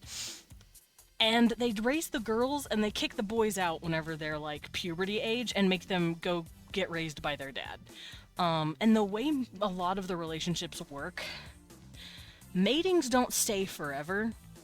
Yes, there's probably feelings and love and emotion there, but over time the females just don't attach themselves to the males for very long. They'll kick them out after like 4 to 5 years and after having a couple of kids with them.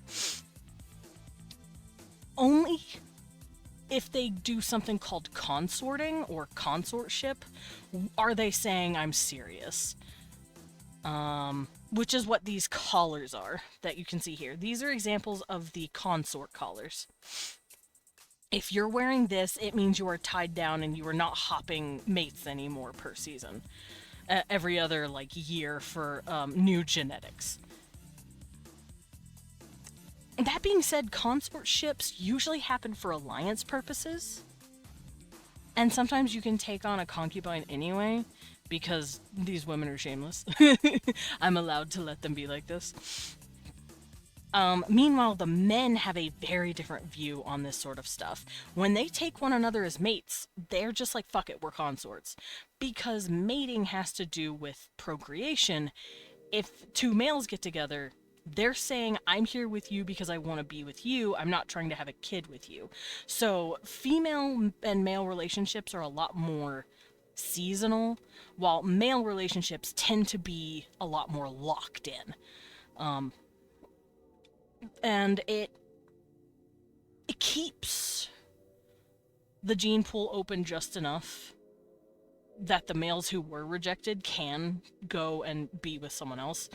Or sometimes after they've successfully had 2 or 3 kids with a woman, and that mating is done, the dude can go off and go be with another guy or something. That's a very common practice in their relationship, in their dynamics. Which is why this is something I want. Family words change depending on the parent's gender. So, according to this, in Quechuan languages, the word for brother and sister depend on whom you're referring to. If I'm talking about, let's draw a little thing here. Let's do a little fun thing. So here's Mama, right? Here's her little horns, right? Here's Mom. And she just linked up with a big male, right? She got with a strong male. Here's his pretty long hair, you know. He's super big and strong. And then they have, let's say they have 3 kids together. Let's do this. Let's say they have 3 kids together. Let's say they have you. Here you are. This is you. There you are. Then they have a boy and a girl together. So she has a daughter. Here's the daughter. Here's her little horns. And her pretty hair. Let's say she got her dad's hair. So it's long and straight. And here, I'm gonna give you horns. I don't know what you are, but you have horns now. Let's say she also has a male with this guy. And it's a warrior male because only warrior males can make other warrior males. They can't accidentally pop out a scholar. Or a beta, whatever we're calling them. About time for Force Femboy. I'm just saying, women hold the keys to the genetics. Girls choose whose lineage gets to keep going. Basically, don't date an asshole, is what I'm saying. Alright, let's say this guy gets his mom's curly hair. And cut off the genetic line. That's what I'm saying. If he's an asshole, cut his genetic line. That sounds awful. It does that to you. Whoa! All of y'all are making out. I wanna make out. I wanna make out with my husband. He's sleeping. Oh my gosh. Leon curled up in bed for a nap, for a little sleepy. I look over and I see Cecil just in the cuddle. Cut off his genetic line. Cut off his baby. No. It's so cute. Cuddle babies. Cuddle babies in the bed. No. Cute. Alright. So yeah, apparently, sister of a woman, brother of a woman, sister of a man, brother of a man. Woman reading Waki, read aloud Nukaturi Pedome Khan if she referred to her brother. Would warriors eventually develop trans scholar cultures, and vice versa? Oh, like, a warrior doesn't want to be a warrior, he wants to be a scholar? I could definitely see that. He'd be like, but I don't want to fight. I want to read. I'm sure they have a few of those. I'm sure there are, different sexes that cross the border there, and they're like, no, I want to do this. Fuck you. Okay, I'm trying to process what this means.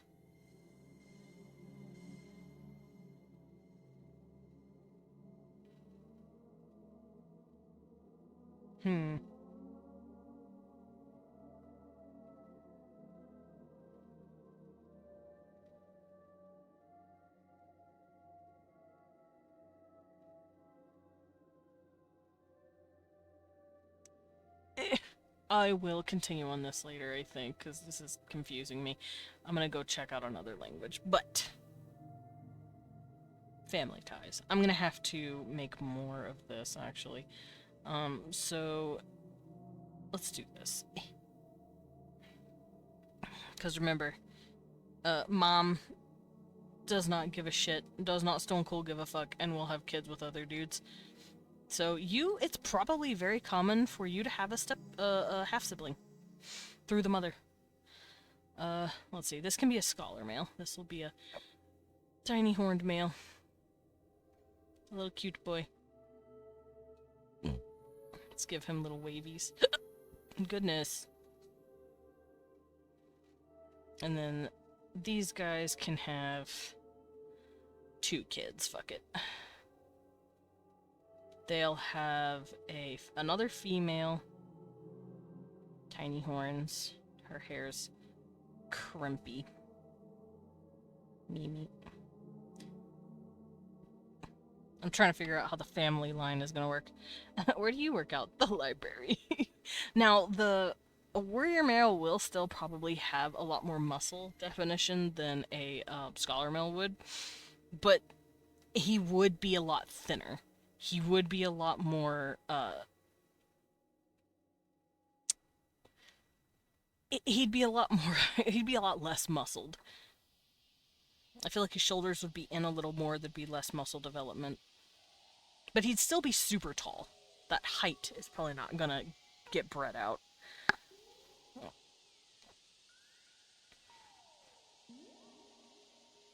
Okay, and then let's have a scholar male son.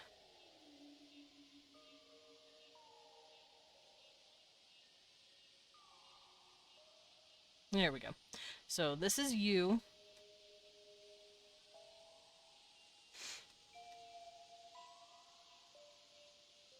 Eek.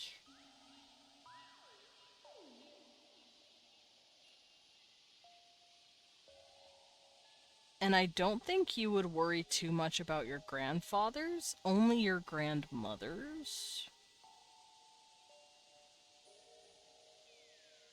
Because your lineage follows your mom. I'm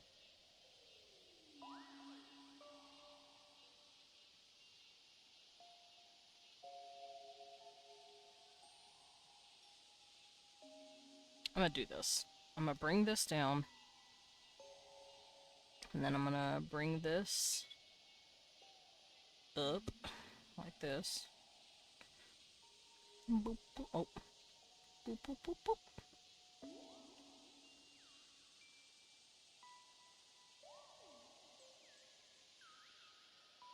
Okay, so let's pretend this lady and this guy had your grandma, right? There's your grandma. She also had this guy.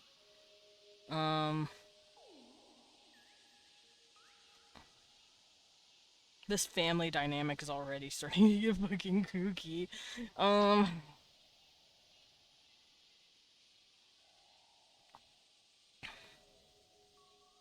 Okay, we need to start doing some adjustments. Give me just a second.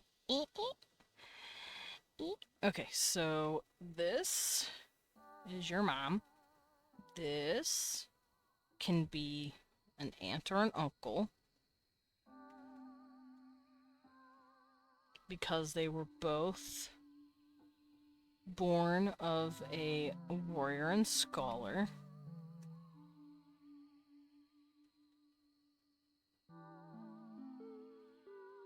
Why is my air conditioner trying to stop running? I heard it slow down. Oh, it might just be getting cold enough in the room. Never mind, that makes sense. That makes way too much sense. Okay, so this is your aunt and uncle.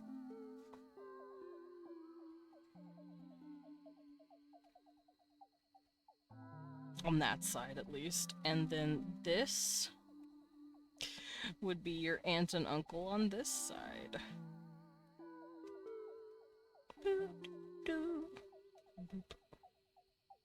Like I said, this family dynamic is getting fucking kooky immediately.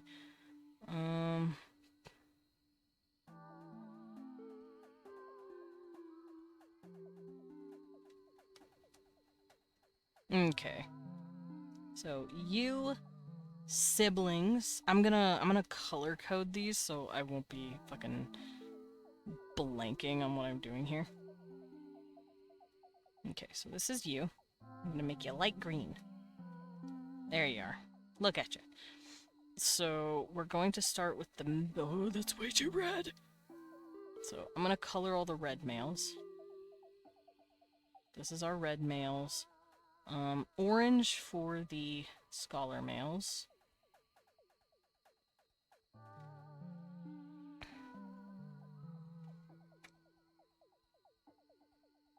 This goes to show you how many, like, males there are versus females.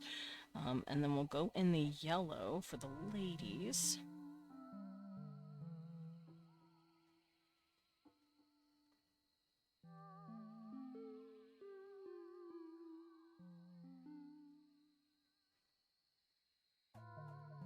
So you can see this shit starts being a little kooky, a little nuts. And you probably have different words depending on which side of the family you're talking about. I don't know if you would consider these people your half-siblings. You could say, mother's children. My mother siblings. So, it says here, like I said, family words change depending on the parent's gender. So, I feel like if you have a brother and a sister with both your mom and dad, they will have different words depending on these guys, but they don't use the word step or half. They just have a completely different word, I feel. So, this is you. This would be brother, sister.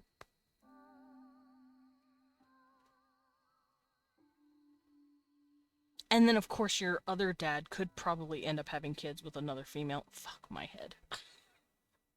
And then they could end up having a bunch more kids. This is wild. This family tree dynamic needs to calm the fuck down immediately. And this is why keeping up with your matrilineal line is so fucking important. Because obviously you're going to share the same family lineage as these females. This is your mom. This is your grandmother. So you're going to obviously have the same crests as them. And then on top of that, this is your aunt. And this is your other aunt. But this is, like, less important. This is the lineage you want to follow. Because these are technically your aunts, yes. But I don't think... Let's see. I feel like they might call these guys more like... Because these are half, right? These are, like, half the family.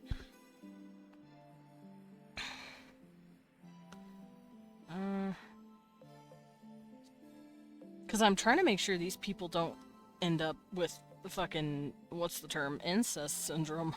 I want to make sure these guys' genes are spread out enough.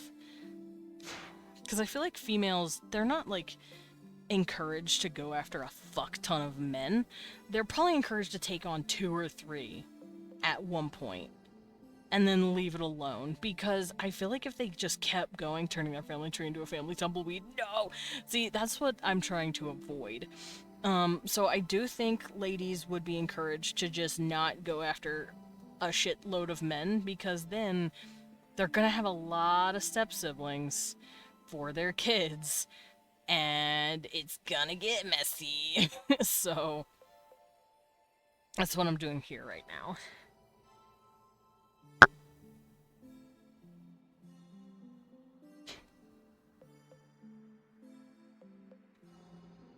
Yeah, so I feel like they won't worry as much about whatever comes out of here, because these are not the reason they're born. So I feel like they'll do this up to the grandmother, because otherwise it would get way too fucking convoluted. So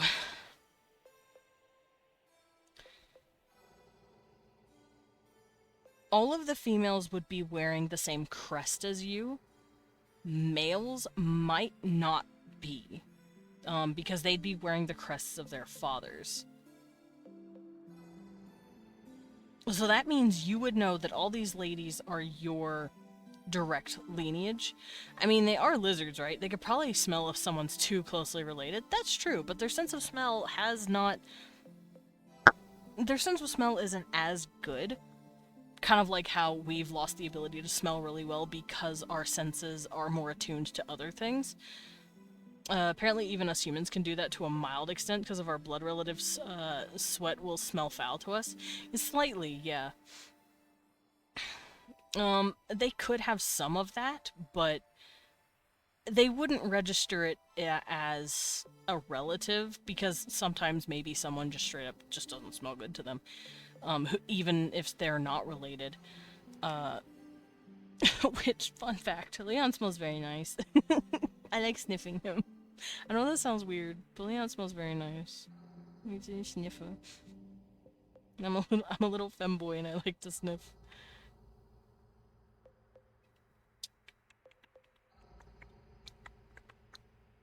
Yeah, I think stay away from all the females with your family crest on it. That's why family crests are so fucking important. Let's see. That's what they're wearing. She's wearing the family crest of what did I call it? My brain. My brain is too full of information right now. It's starting to leak. Oh, La Loa Wheatsy. That's right. La Loa means winged or flying, so she has like these stylized wings. And then Wheatsy, which is the mountain. It literally means flying mountain or floating mountain, floating rock, something like that. And she's wearing that because she is the La Loa Wheatsy noble. As such, her family wears that. He, meanwhile, is from another tribe, so he has different symbols. This guy, meanwhile, has dedicated himself to the Laloawitsi god, which you can see here's the mountain and the god, here's the wings, and then here's his 4 horns, because their gods look like them, obviously. So that's how these guys do it. So if you are of noble and even lower, you have some sort of tiny family crest to remember. Sniff your hubbin'. Yeah. Imagine someone being banished from the family, so they make their own crest and it's the cool ass. No, not the Stussy. It's the Stussy. Okay. So we're gonna pretend that this family has... Let's say they're really good fishermen, fisher people. Let's say the females are a long line of fishermen. So I'm gonna say their symbol is water and 3 fishies, right? That's gonna be their house symbol. This will be passed on to you from your mother, from her grandmother. So the reason this happens is because females typically all live in the same house, while the males are kicked out and go see their dad. We're gonna pretend you're a female for the sake of the story that we're writing here. You get passed on the crest from your mother. So does your sister right here. She gets the crest. He, meanwhile, can wear the crest, but he mostly has to deal with his dad.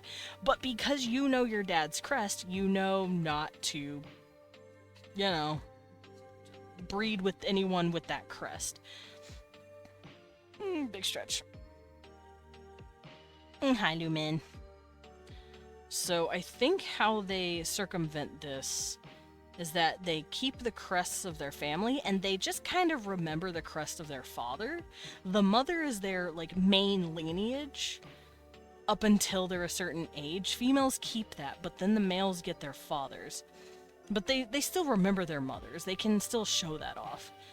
And I think that's how they keep things mostly kosher. So, that would mean, let's see, this would be your great uncle, I guess? Great uncle through marriage.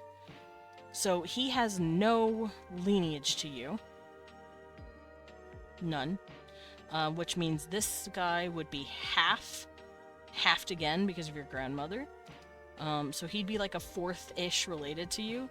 And then if he had a kid, they would be like maybe an eighth related to you. You might be able to know they're related to you because of your grandmother, but I don't think they would go back that far. They would only worry about the crests of the males that their mother took. Especially their fathers, but they'd still know other guys that their mom was with. That way they circumvent accidentally getting with their half-siblings. This would be cousin-y, right? This would be cousin. But the thing is, they're like half-cousins. These guys would be your full cousins. These guys would be half-cousins. So I think they wouldn't consider half-cousins worth worrying about. They would only worry about their first cousins, their full cousins, and their half-siblings. So we're gonna have words for them, but probably not really any words for these guys. So let's say this dude gets with a lady, right? Wait. There we go. This guy gets with a lady, right? Let's attach him to someone. Yeah, so it's not an instance of, hey girl, you looking fine. Wait, never mind, that's my grandma's crest. Yeah. Well, especially for males. Because if it's your grandmother's crest, obviously you're directly descended to each other, you're related.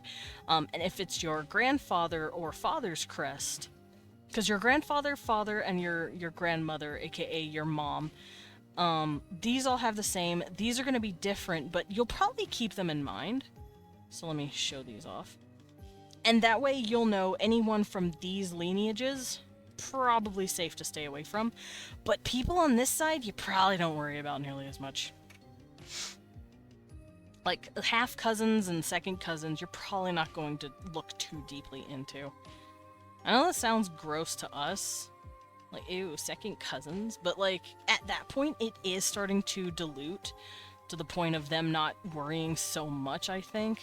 That, and they trade off each other all the time by going to other cities and other other settlements nearby, that it dilutes to the point where it doesn't matter. I'd like to think.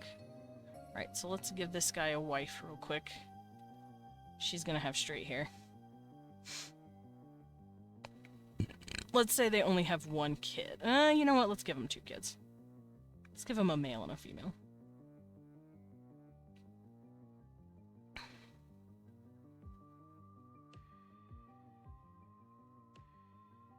So this is a scholar male. This is another female.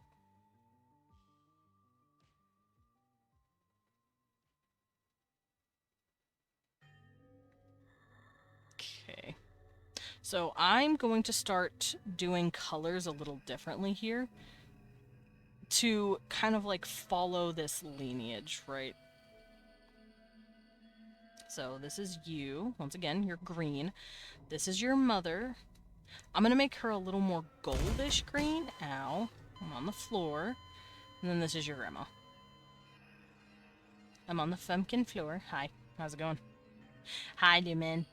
Alright, so she has sisters, obviously. She has had a daughter here and here. No, let's stick to just your family for a minute.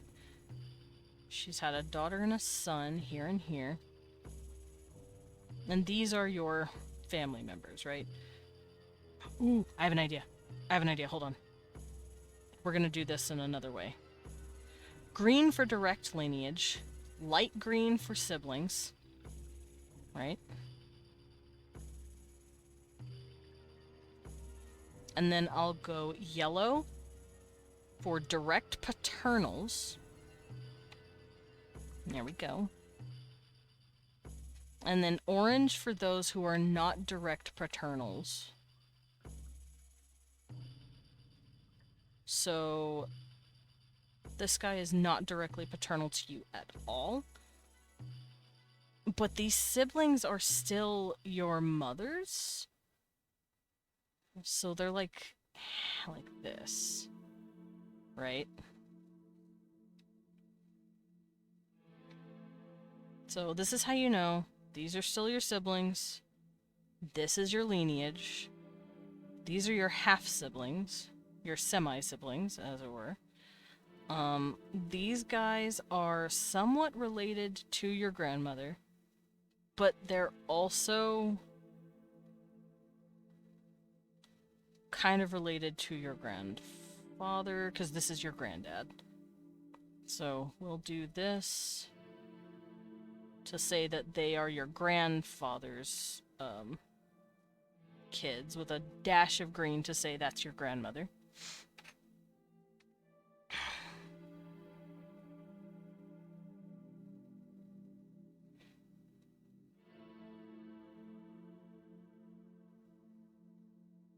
I have an idea. Let's change this. Switch it to the other side so it looks cleaner. I'm gonna make it red to say that they're not connected. There we go. Yellow connected, green completely connected, red not connected at all.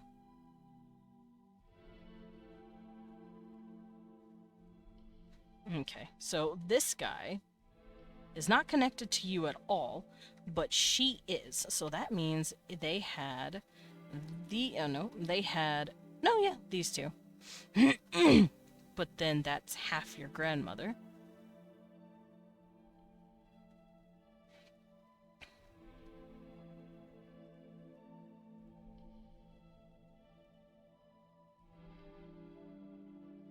And then they have another unrelated female join the family. She has kids. And then they have even less of your grandmother. So this is kind of how I'm seeing it, right?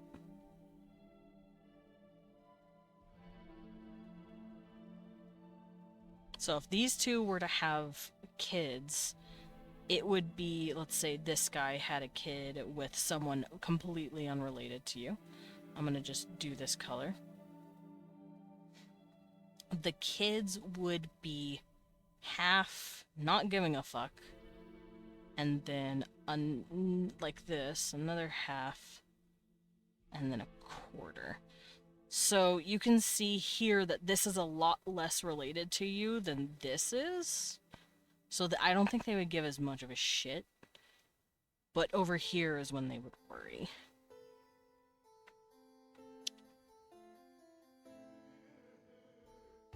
Try to figure out what the fuck you would call that. Because they wouldn't really have words for anyone over here. Maybe they would have words for the immediate family, your mom and her mates, and then your siblings that came from there, and then your grandmother and grandfather. You would probably talk about your aunts and uncles on your father and grandmother's side, on your grandfather and grandmother's side. You wouldn't give two shits about these guys. So these people probably don't have words. These guys do. So obviously we have us, we have brother and sister. I'll write down what each one of these words are later. And then we have our father, who has had those kids. Then we would have a half-father, someone who isn't our dad, but our mom's current mate, I guess, let's say. Or an old mate. I'm just gonna say mom's side piece. I don't fucking know. And then we would have a half-brother and a half-sister. So that's the immediate family. We have a word for him, but we're not related to him, so we don't worry about that, especially if you're a male. You don't give two shits. You're gonna end up with your dad anyway. But all of these guys have your mother's crest. So dad has his own. Your brother and sister have your moms. Trying to figure out how these crests would work. Here, I'm gonna scoot this down. Oops. Eh. So, this is your mom's. Let's say, you know, your fishies. Let's say your dad comes from a long line of really cool spear people. So let's say he has two spears crossed together, and let's say they're holding onto each other or something. You will remember these. And then, let's say your grandpa, let's say he killed, like, a really dope cat, before he was even given a crest. Or, like, an ancestor did, so he has, like, a really cool kitty. Like, on his, and it's got a spear in it, you know, because he's really cool. He's a really dope warrior. These would be the ones you worry about. If you're a noble, you definitely worry about this shit. Because nobles are very few and far between, and they want to make sure they're not inbreeding with each other on accident. Because that would be an oopsie-doopsie. That would be an oopsie-daisy. That would be a whoopsie-doopsie. Although the only ones that, like I said, really have to worry about that are females that are picking males. Males that are, like, going off and getting with other dudes, they don't have to worry about their crests nearly as much. Albeit, they still think it's weird if they get with a guy who has a distant crest of your mother's. They don't do that. It's creepy. But let's say this is a guy, right? This is like a distant cousin over here. I'm on the wrong layer. Oh shit, I'm on the wrong layer. Tee-hee. Hold up.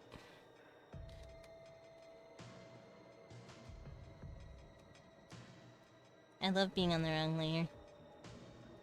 There we go.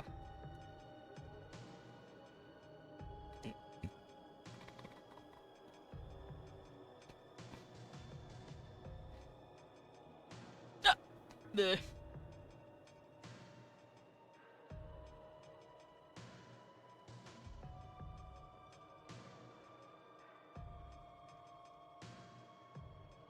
Okay, so yeah, let's say these two have these kids, and these are your other cousins. These are your actual direct cousins. Let's get this lady going. Have big curly hair. These cousins aren't going to give a single shit about these cousins.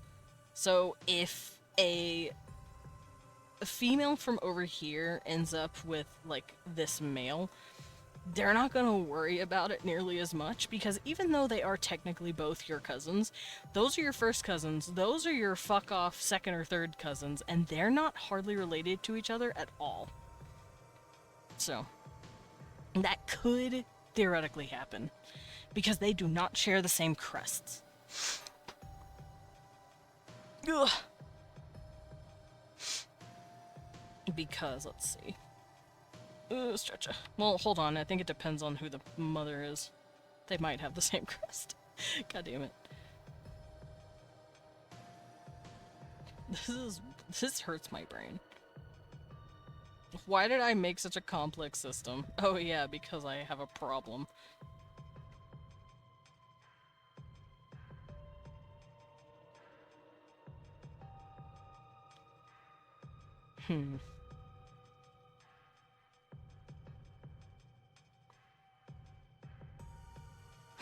Fuck, there's also the whole, like, oh yeah, you also have, your father also has a crazy-ass family dynamic, too. Why'd I do this to myself? So what happens if someone gets adopted into the family? Ooh, that's a question. Oedipus Rex. You ever heard of Oedipus? Shit might accidentally go oops. Or if they had a family symbol of some sort, they'll might keep that for them for when they're old enough. Alabama, got it. Oops. I'm sure there's been oopsies like that. Why do I feel like a lot of their dramas have to do with I'm accidentally married my cousin? Because, like, look how crazy this shit is. It's like, you can't marry her. Why? She shares the same crest as your grandmother. No! I don't know why. I feel like that would be like a common thing that they joke about because of how stupid some of these family lines are. Good lord. An entire species of gasps in Spanish. I feel like their telenovelas would go fucking hard. Because that makes sense. And yes, of course they would have theater. Why wouldn't they? I feel like depending on who's doing the theater, they would have like different stories or stuff. They would obviously have performances depending on the year. They would probably have theater like I don't want to say kabuki because all genders are allowed in, or kind of like Shakespeare, but it has to be filled with so much drama. So much fucking drama. I also know they have dances, they have festivals, they have consort festivals where twice a year they'll actually be given the chance, the males will be given the chance to try and propose to the females, because it's very rude for a male to for a dude to go for a lady. The woman has to initiate the consortship, but there are exceptions, kind of like a Sadie Hawkins dance, where it's like the dude's expected to ask out the woman, but for this dance the girls have to do it. You know, it's kind of like that, where twice a year males are given the option to do dances, do performances, and ask out a woman for consortship specifically. And usually the women don't say yes. Sometimes they do, but it's also an option for them to do it with themselves. Males will go after other males a lot during this dance. Especially scholar males. It's not appropriate for scholar males to ask at all. It's only expected for females to consort beta males and alpha males, and only alpha males can ask out beta males. It's like a hierarchy. Beta males aren't expected to initiate a marriage, basically. During these, though, they do. So they have lots of little festivals that I've had brewing in my brain. All of it story related, by the way. But now I have to think about this shit. Which I don't want to have to think about this shit, but I have. Well, I do want to, but my head hurts. It's also like 2 o'clock, so it probably is why my head hurts. I've been going for about 4 hours here, so I think we can head on out, because I did start 10 minutes later. So I say we head on out now. I will rethink on all this stuff once my head stops hurting. I have filled it with too much info. Wait, before you go. Uh-oh, what are you gonna do to me? Yes? Yes, can I help you? Oh, there I go. Thanks. Oh, there I go. Okay, continue. Of course, of course. Let's go find someone to raid, shall we? Let's go do a little... Let's do a little skedaddle. I wanted to raid him, but he's playing the last chapter of Delta, and I don't want to get spoiled. Paw my back. Let's go watch someone make something. Who wants to go see someone make something? Me, I do. Owie. Owie, owie, owie, owie, owie. My elbow itches. Also, I need to get ready for Vandalt soon. Vandalt soon, y'all. But yeah, let's go say hi to this lady.